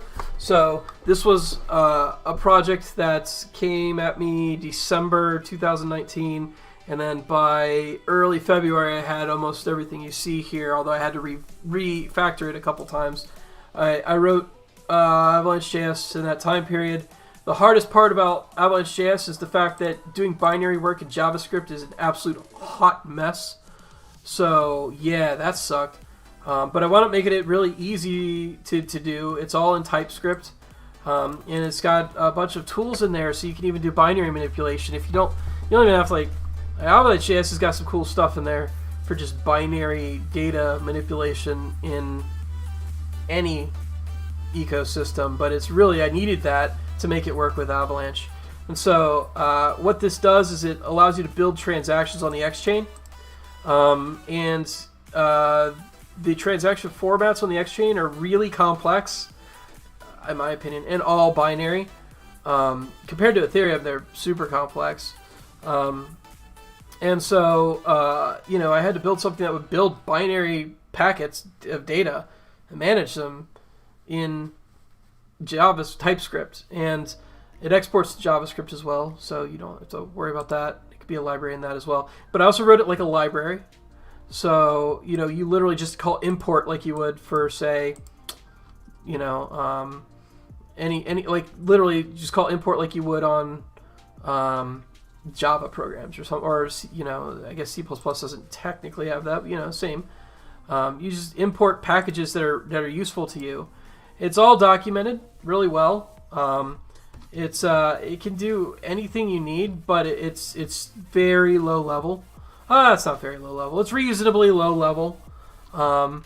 So you do have to kind of go through it and learn some of the concepts behind Avalanche's X-Chain. The X-Chain is a pretty complex piece of equipment. It's really optimal, but anything that's optimal is also not very developer friendly. So, that's kind of what we struggle with, the balance between that. The cool thing about Avalanche JS is there's some opportunity here to write wrappers around the more common functionality. There are wrappers around the most common functionality, but even those, I think, it's like build-based transaction is a function that will take the UTXO set, which is something a lot of people coming from the Ethereum space aren't used to developing with. It's a send amount, an array of friend addresses. Why would that call? I don't know why that's called friend addresses. I think that needs to be changed. Anyway, a bunch of address strings and an asset ID. And so since X-Chain is multi-asset.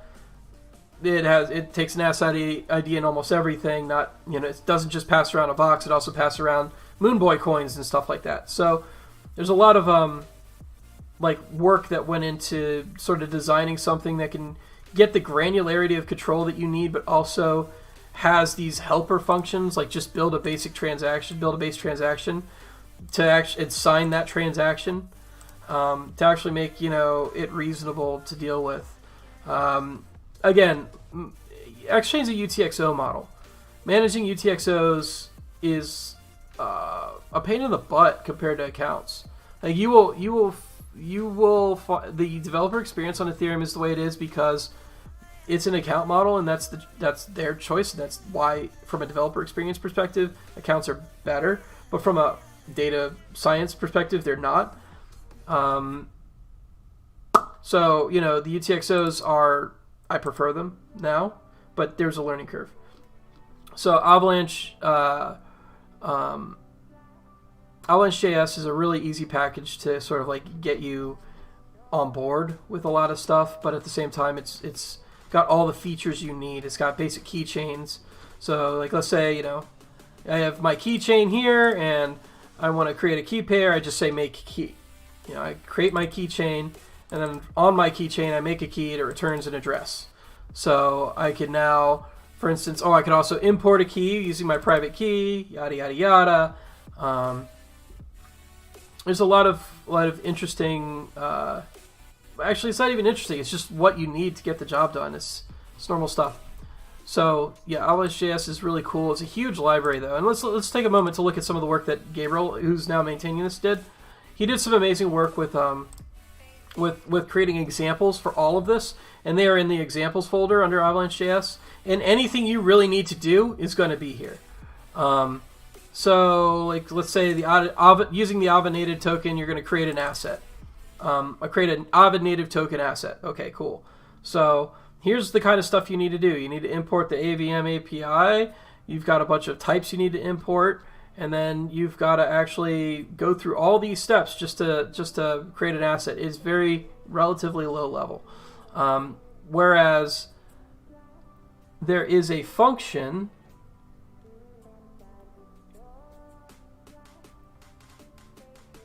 Yeah, see, he's manually building an asset. If you go to, instead, the create asset helper function, so let's say build create asset tx, this is the actual thing you need to do the helper function, which is a lot less, but it's still pretty, it still requires a lot of knowledge about what the actual stuff does. This is the real problem with the X-Chain, is there's a learning curve. It's not developer friendly, in my opinion. Just the way that it's designed does not help people get on board quickly. So like a lot of this is not that big a deal. For instance, like IP port network ID, that's just stuff you need to connect to the Avalanche network. And then you've got a copy of the Avalanche network, and then you've got the API for the X-Chain. So now you've got your X-Chain API, and then you've created a keychain, made a keychain for yourself. You've imported a private key.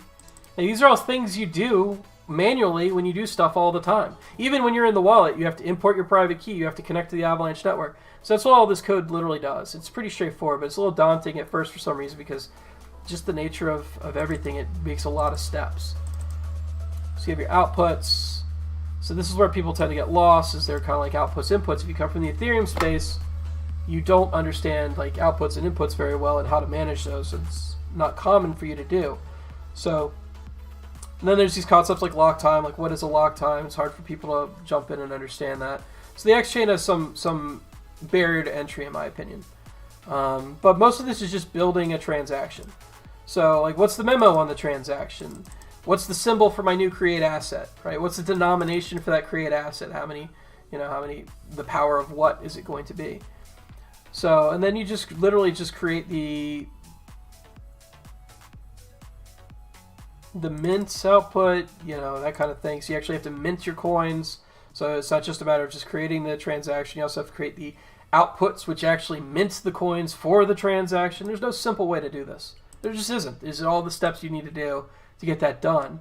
And there are wrappers you can do to make the most common ways of doing that. But if you're creating an asset on the network, you probably want the finer grain control because it's a coin and it's very important to you. So, yeah.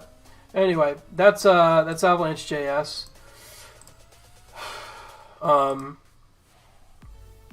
Yeah, so those are the major stuff I think that we've got in the actual GitHub. So let's take a moment to sort of look at some of the docs and where you can find information.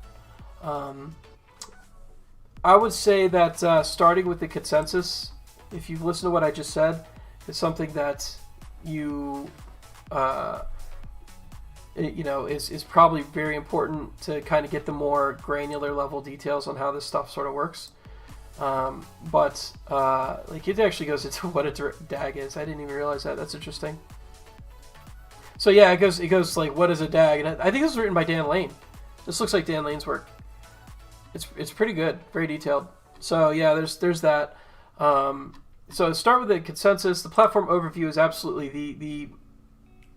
the keystone in understanding Avalanche. Meaning that if you don't understand how the platform architecture sort of works, a lot of this isn't going to make a lot of sense to you. So, platform architecture is pretty straightforward. You got your X chain, your P chain, your C chain. I've gone over this before. I'm going to quickly go over it now. C chain is the contracts chain. P chain is the platform chain. That's for staking and subnet registration happens. Delegation. They're all occurs on the platform chain. It's basically a registration. Then you have the X chain. And the X chain is a lot of what I just showed you with Avalanche JS. It's the operations which build transactions for high volume throughput using a DAG. It's UTXO based, which by the way prunes much better, has much more longevity. But again, it's a complex transaction format. It goes through what the concept of subnets are. So I've talked a lot about subnets in the past. I think subnets are really compelling. I think they're kind of a game changer. Go into compliance. Hey, Bazaz. Same time next week, do a deep dive on the future of subnets. Yeah, I'd love to. I actually don't have a lot of the roadmap on that, but I know where it needs to go. So maybe I could get some more information later. But yeah, no, subnets are definitely important. So, the subnet architecture, blah, blah, regulatory compliance manageable, as mentioned above, subnet may require. Yeah. So, why is compliance here? Like, this is not relevant to, all right, whatever.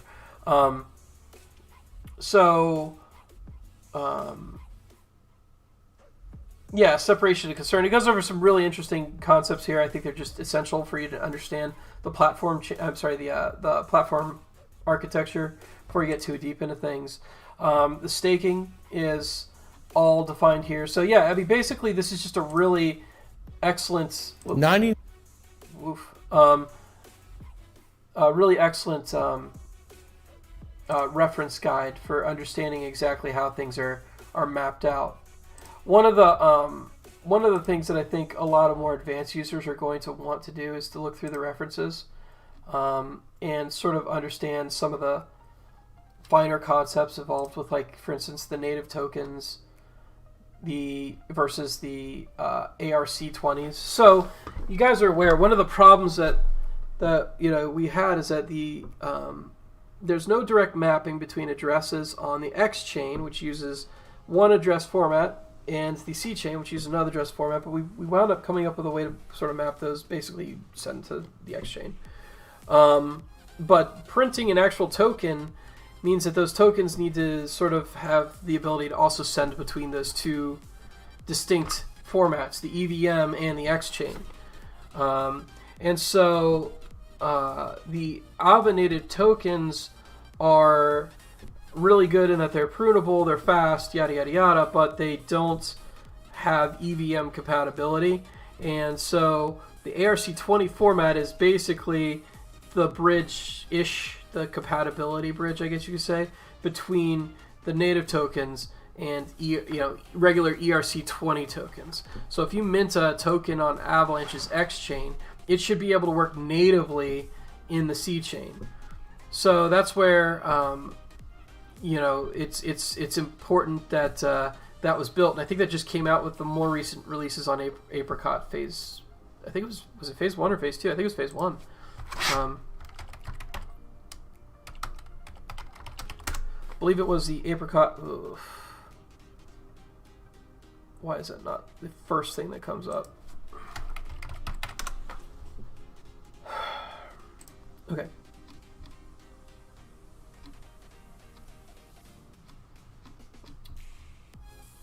Yeah, it might have been this phase 2 actually. Yeah, I can't remember. Anyway, so either way, ARC20s are an interface for you to use Ava native tokens, which have their own advantages on the So okay, that's a really good question. No text editor just asked me a question. What's a cross-chain TPS? So cross-chain TPS is an interesting metric. I don't know if we've ever measured it. To my knowledge, it's not really something you measure. You just go, how long does a transaction take on the C chain? How long does a transaction take on the X chain? So they're two-step operations in actually doing that. And let me go to the API reference tools to actually show what that looks like. By the way, thank you for asking that question. I think I was in kind of a weird little mental bubble where I was just going on a tear that nobody else cared about. So if you look at the actual, start with the X to C path, because there's two paths here. Let's say I want to export from X to C.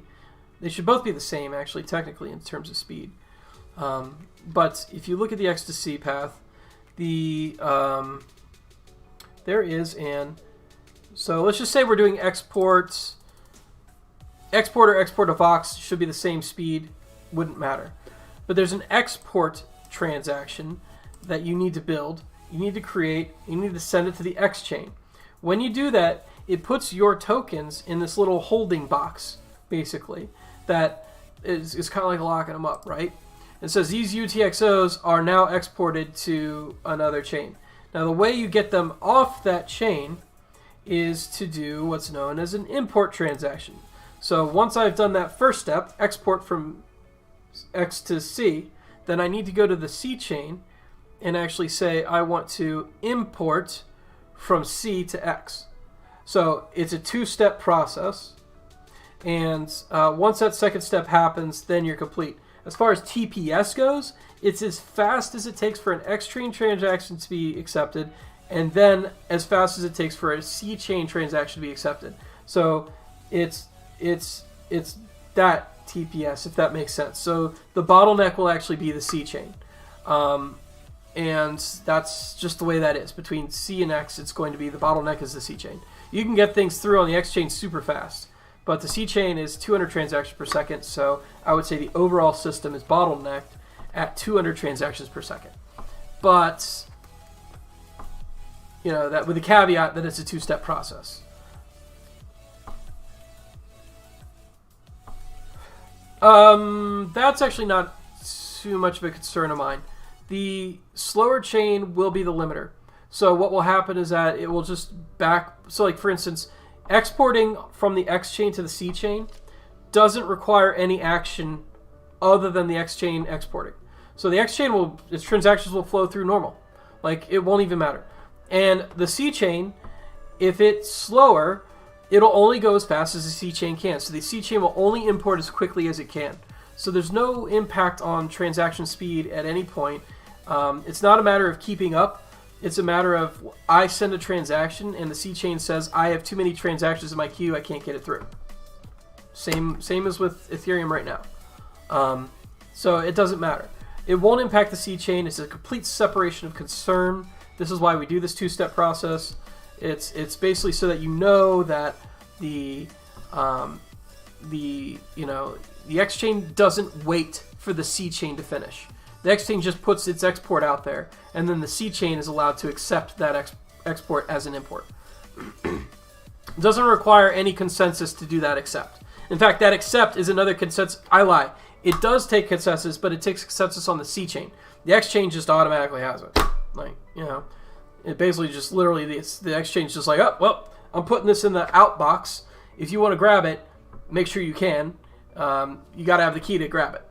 And that's it. And remember, like chains aren't like their own independent things. Like they're running on a client, and the client can kind of interpret things however they want. So yeah, that's pretty much what that is. It's not the X chain doesn't wait for the C chain in order to do anything. It's independent, which is one of the reasons why we design things this way. And in fact, if you look at the whole system, everything is designed in that kind of philosophy. Yeah, the output is some sort of buffer. So when you sign for it and the C chain says, yes, I accept this, and then the whole network accepts that this is a valid thing for you to accept, your personal database is updated, right? Like all these chains are just your personal database. So you just say, all right, well then I'm going to delete it from the outbox. Next time somebody tries to take something from the outbox and it already exists, or it's already been imported, and the whole network agreed it's already been imported, they'll just go, man, that's not in my outbox. I can't accept that. And you reject the transaction, and the whole network rejects the transaction, and that's it, because that's what consensus does. That's literally what consensus does. It makes sure that everybody's in sync. So the part of the operation for the C chain to remove it from the outbox, it's actually probably the C chain's outbox, technically, whatever, but is to just delete it from the buffer. You know what I mean? Yeah. So like, yeah, it's pretty two-step. It doesn't require anybody to wait on anybody else. Waiting is bad. So like, we're an asynchronous network, dog. If we had waits, like this thing would get a lot slower. It's not good to have waits. Like we want fast transactions. For that, we need to be on demand on all things at all times. Highly concurrent programming. This is some of the most highly concurrent software on the planet. It is incredible. So, and kudos to Steven Butoff, because he's the one who did all that, not me. So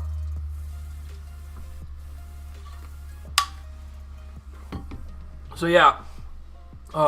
Okay, so where was I? Can you transfer tokens between subnets without going through the X chain? I don't see any reason why you couldn't. So let me talk a little bit about that. First, let me adjust my pillow. So if you want the maximum amount of safety, you want every validator on the network to agree to a transfer, if that makes sense. If you want the maximum amount of security and safety. So for that to happen, let's just say I'm on chain Colin on subnet Couché, right? And I want to send Dork coin, which is my native token, Dork coin, and I want to send it to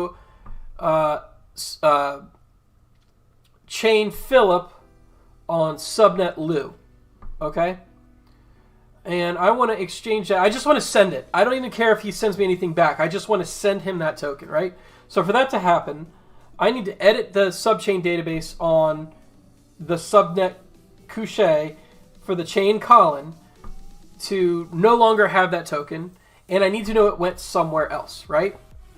Now, there's two ways you can really do that off the top of my head. One is a two-step process, four-step process, where you export from my subnet to the X chain as a native token, and then import on the X chain as a native token. Then I send to Philip.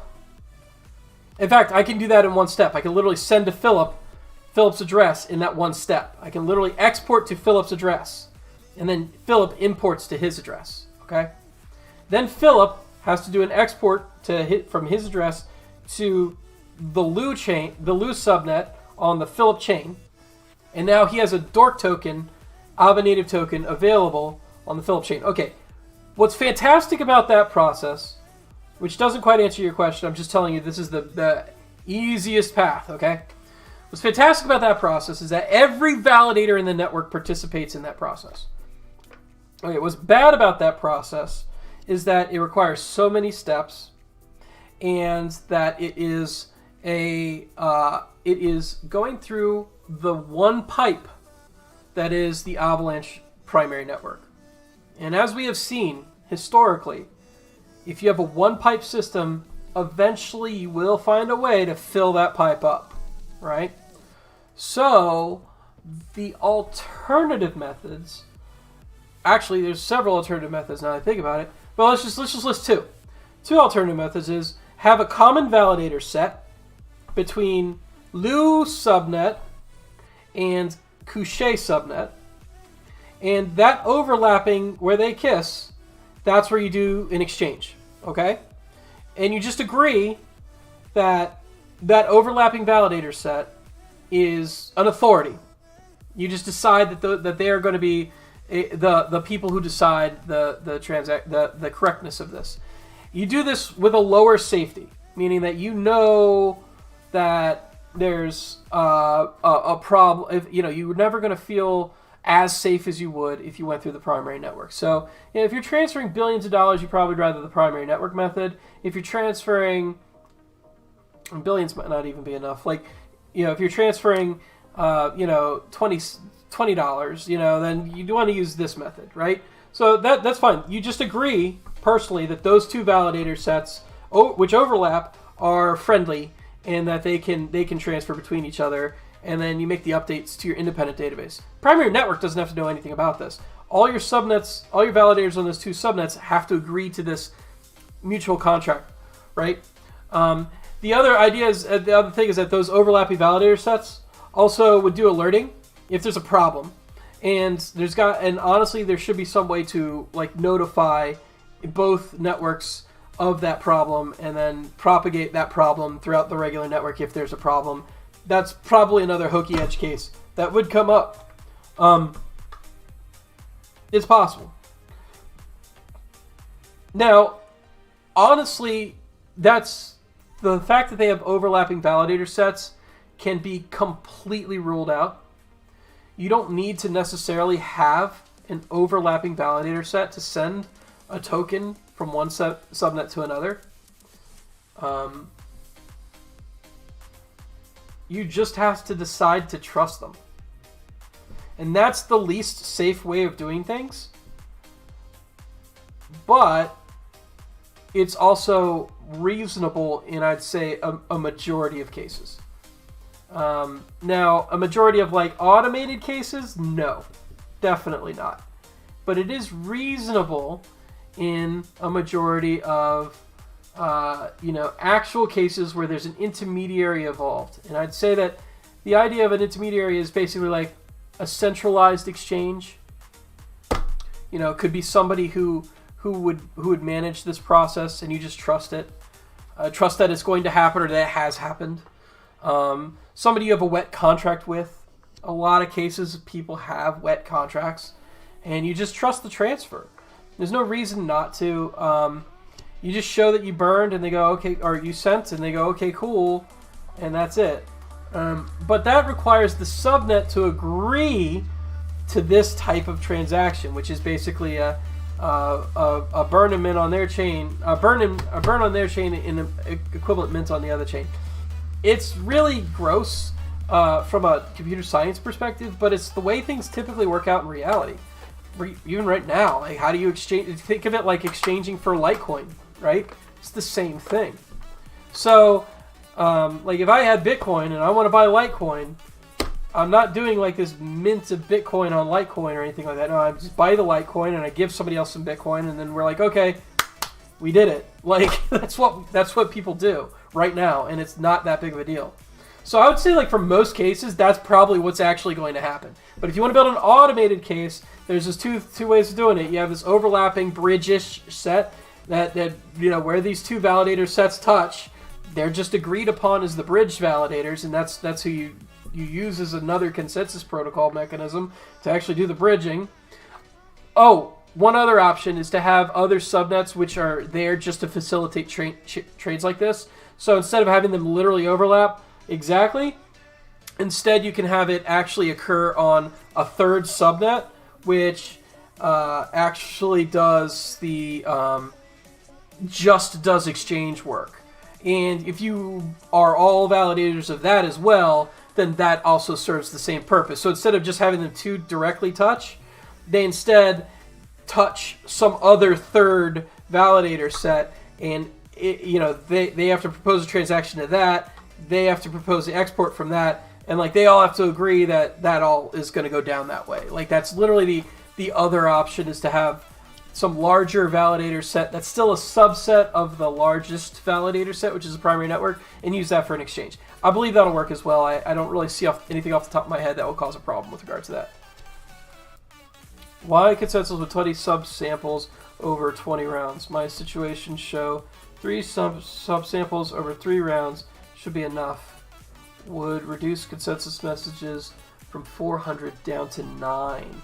What would be the epsilon in your 3 subsamples with 3 rounds, and what is the size of your sample set?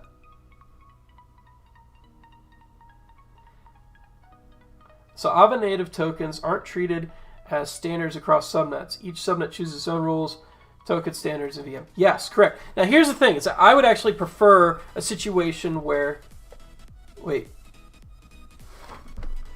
Are you saying 10,000 validators? All right, so you have 10,000 validators, and you want to do 3 subsamples over 3 rounds, and you think you've got enough to form a consensus on the network?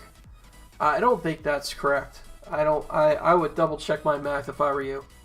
I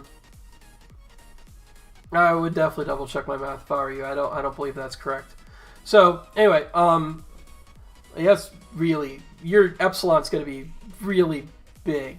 Like, you know, it might be true to 99%. It might even be true to 5 nines, but it's not going to be SHA-256 correct. I don't think. And it's not going to be 5 nines either. Yeah, that's not three rounds with a sample set, even with 10,000 validators. Yeah, no, that's not going to work. So, where was I going with this? Okay. Like, also, did you in your stuff, have you factored in flipping, like people who are actually flipping their votes around, Byzantine behavior? Like, are you actually like looking into that? Because I know your work. I love what you've done, but there's no way. There's no way. There's absolutely no way.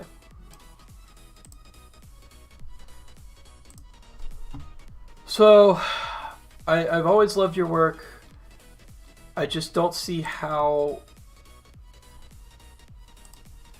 you could say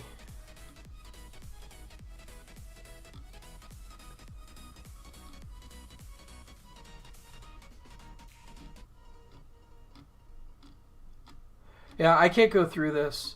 I won't have time, but I've gone through your Calgain. Yes, this, by the way, this is Calgain. Calgain and Calgain. And amazing work. You know, I love what you've done. I reference it a lot. I really wanted to produce these graphs for one particular thing, but your graphing is so freaking amazingly well done. I couldn't figure out how to do it. So yeah, like, you did a lot of great work. I believe you've done something, but I can tell you with absolute certainty, the math has been done on this. And the person to talk to, if you disagree with that, is Kevin Seknicki. But I can say that 3 rounds to come to consensus over the full network, that doesn't sound right to me. 3 rounds. How large is, like I asked before, how large is the sample size in your rounds?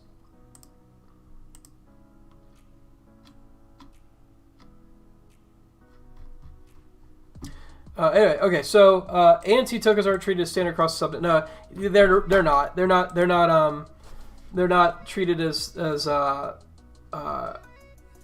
same. It's not. It's not like a standard sort of. I guess it could be, but it really doesn't matter, because it's just a balance in a address, really. Like, you know, that's what it is. You know, I'd be really shocked if you say you could get 3 rounds. That's way too low, man. Like, it even doesn't, within reason, sound like, oh, maybe, like, here's the other thing. It's like, you got 10,000 validators. Yeah, like, you still, I don't think that the size of the validator set matches that much. I don't think it's true. So, all right. Well, let me know. Just let me know. I'm curious. But I don't think that's true. Not even. Like, I don't see how that. I don't know what you could have done differently. Like to come consensus over the whole network. That doesn't sound right. Anyway.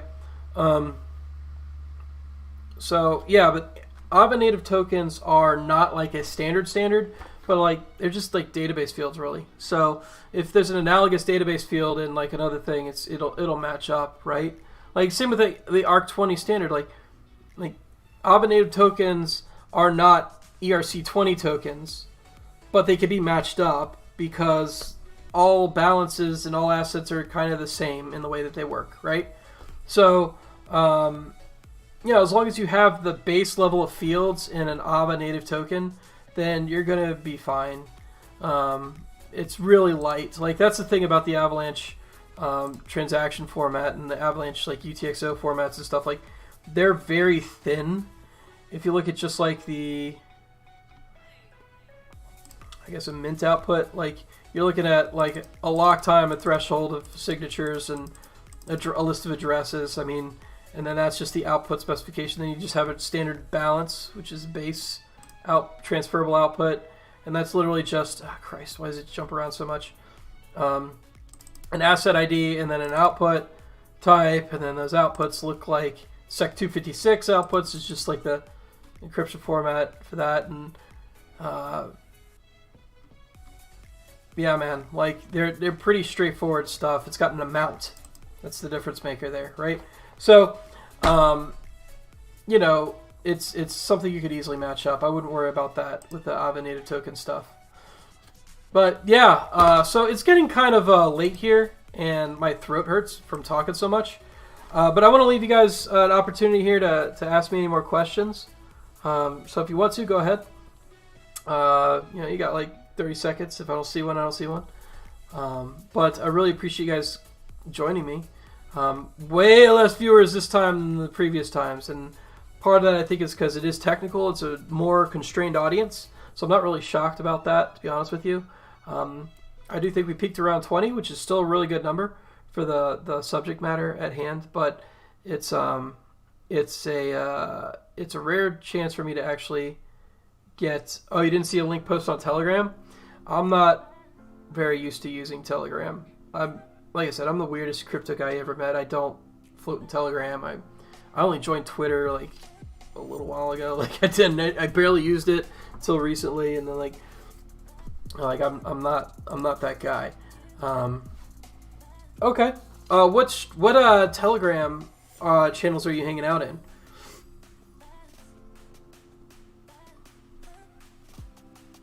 Is it just the Avalanche one, or do you hang out on other ones? Like I'm open to all the Avalanche ones? Okay.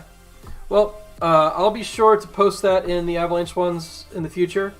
I'm not sure what's going on there. I guess it's because all the market volatility, people have been really distracted or something. I know that they like to support kind of what I'm doing and stuff, but I'll be the one trying to proactively sort of remind them or post it myself if I can. I don't think I can, so I don't think they'll let you post links. I can't remember.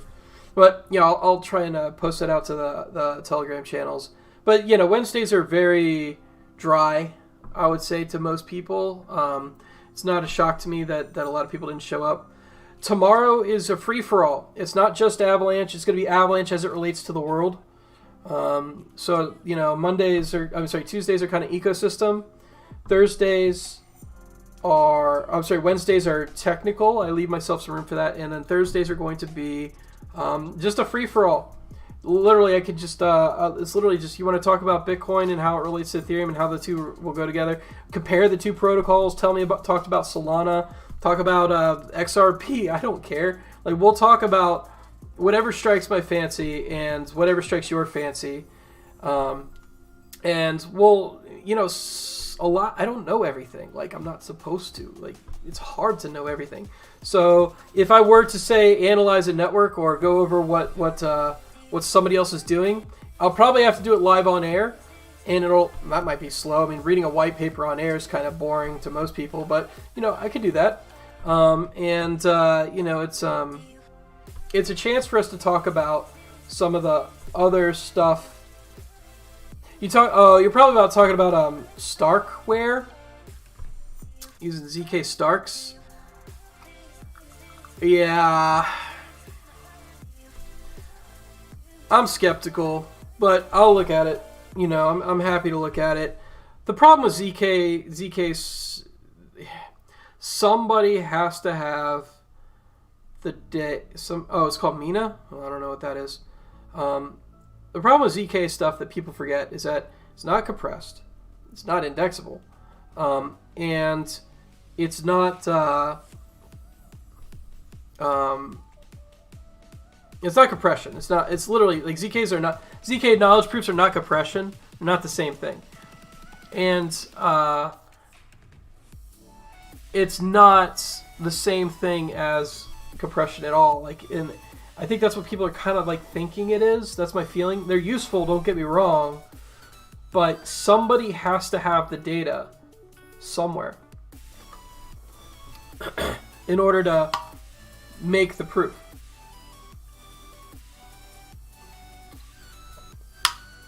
Proofs require evidence, and you could kind of consider the actual data itself to be the evidence. So it might help with light clients, but it does not help with real clients. It doesn't help with state bloat in that respect, and I think that's the only thing that actually matters. Because if I really like the best light client, just send a transaction to Infura.